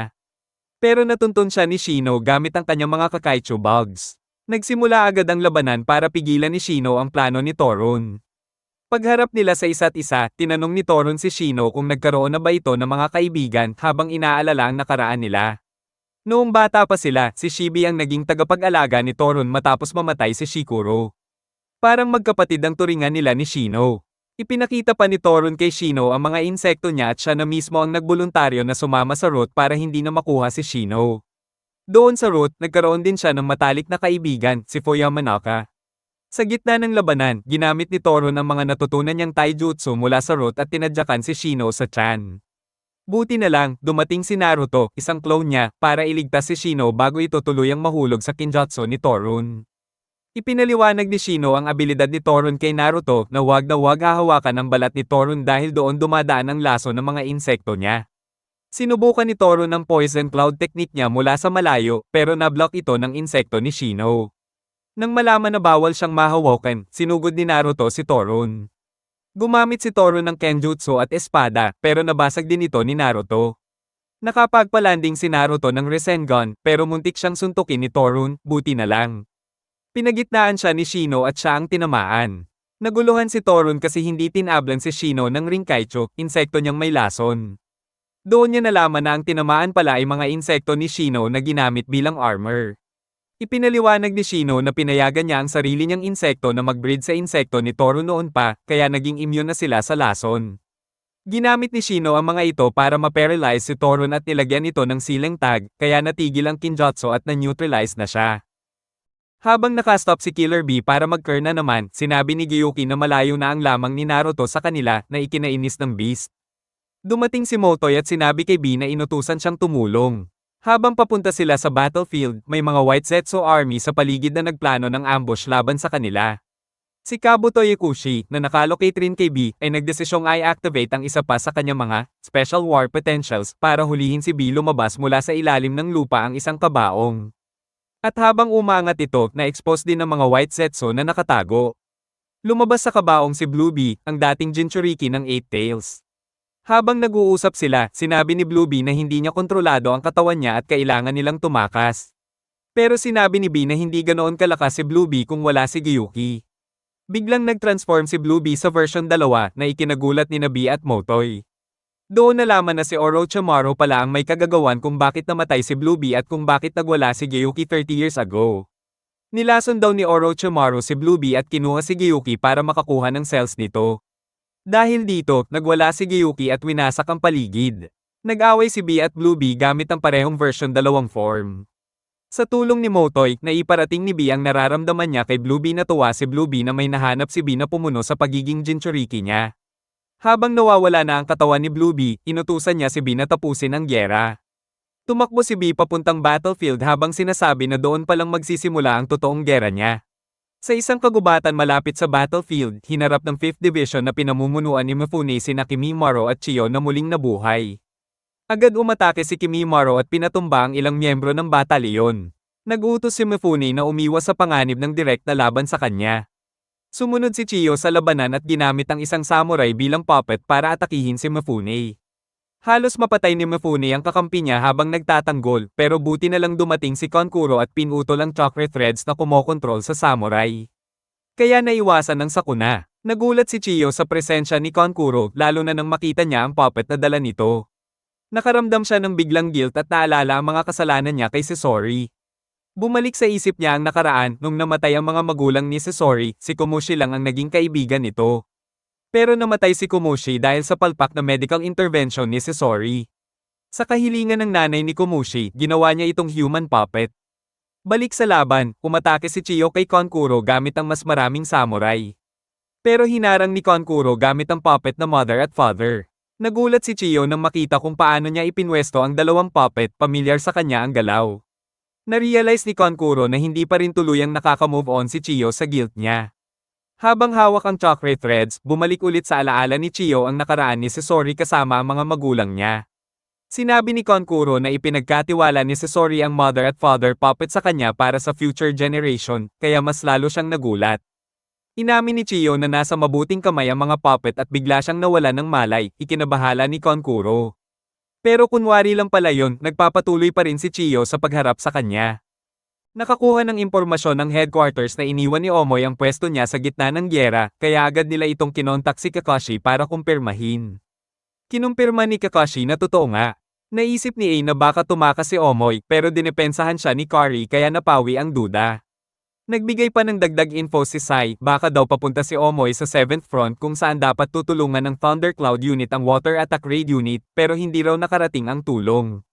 Pinaghihinalaan nilang nag-aalala si Omoy sa supply unit na puro bata ang laman. Tumawag si Omoy sa headquarters at nangakong ililigtas niya ang mga bata sa loob ng 1 oras. Umaasang nagsa-celebrate na ang mga bata pagdating niya, nagpadala ang HQ ng Shadow Clone ni Naruto para tumulong laban sa 2,000 White Zetsu Army. Pagdating sa 7th Front, puro bangkay ng mga Kurigate Nin ang nakita ni Omoy at napakaraming White Zetsu clones. Sakto namang dumating ang clone ni Naruto para tumulong. Pero dahil sa pagkakamali ni Omoy, nasaktan niya ang clone ni Naruto kaya na-dispel ito. Mag-isa na ulit siya at pinilit niyang bumalik ang fighting spirit niya kahit sobrang dami ng kalaban. Habang sumusugod siya, hinarap niya ang mga White Zetsu clones na apektado ng pulang lupa at naglalabas ng lason sa hangin. Samantala, ang Thundercloud Unit ay nakatago sa isang estatwa malapit sa lawa, pinamumunuan ni UK, at pilit lumalaban sa mga kalaban. Sa wakas, sumugod si Omoy sa gitna ng gulo para iligtas sila. Gumamit siya ng lightning bolt sa ilalim ng tubig at winasak ang maraming Zetsu clones. Lumabas na rin ang Thundercloud Unit at nakipaglaban kasama ni Omoy. Sama-sama nilang winasak ang mga kalaban. Pagkatapos ng laban, kinontak siya ni A at sinabing kung gusto niyang tapusin ang mission sa loob ng 1 oras, kailangan niyang bumalik agad. Pero kung hindi siya umabot sa oras, si A mismo ang magpaparusa sa kanya. Habang patuloy ang kaguluhan sa lahat ng battlefield, sobrang nahihirapan ang Allied Shinobi Forces sa pagharap sa mga kalaban na White Zetsu clones. Pero dumating si Naruto at nagdala ng pag-asa. Sa ibang lugar, tuloy pa rin ang labanan ng Daimyo Protection Squad laban kay Black Zetsu. Unti-unti kumalat ang mga shadow clone ni Naruto sa lahat ng battlefield, at unti-unting bumalik ang kalamangan sa panig ng Alliance. Nang makarating ang mga report sa HQ tungkol sa epekto ni Naruto sa gyera, napangisi si Tsunade habang si A ay seryosong hindi nagpahalata. Pina-check ng Sensor Division ang galaw ni Madara, at sinabi ni Ao na gumalaw na ito kasama ang team ng mga Jinchuriki na ni-reincarnate. Samantala, sa lugar kung nasaan ang natitirang bahagi ng 4th Division, inilabas ni Kabuto Yakushi ang kanyang ultimate trump card gamit si Mo para mag-summon ng isa pang malupit na mandirigma. Nang bumukas ang kabaong sa summoning, muntik nang tamaan si Mo sa lakas ng paglabas ng bagong kalaban. May sensor sa Alliance na agad nakaramdam ng bagong threat. Nagulat ang lahat nang makita nila si Mo na nasa ibabaw ng bato, kaya na-realize ni Onoki na nag-split pala ang second Tsuchikage bago pa siya masil. Nang tuluyang lumitaw ang bagong kalaban, sinabi ni Onoki sa lahat na si Madara Uchiha ang nakatayo sa harap nila. Akala ng lahat na yung Maskman na lumalaban kasama ang Zetsu Army ang totoong Madara, pero nung nakita nila ang Rinnegan at Sharingan ang nasa harap nila, na-realize nilang ni-reincarnate lang si Madara. Lalong naguluhan ang lahat, lalo na si Temari na nagpapaalala na nakita nila yung isang Madara sa ibang lugar. Kaya lahat ay nagtatanong kung ito ang tunay na Madara, sino yung isang nakamaskara.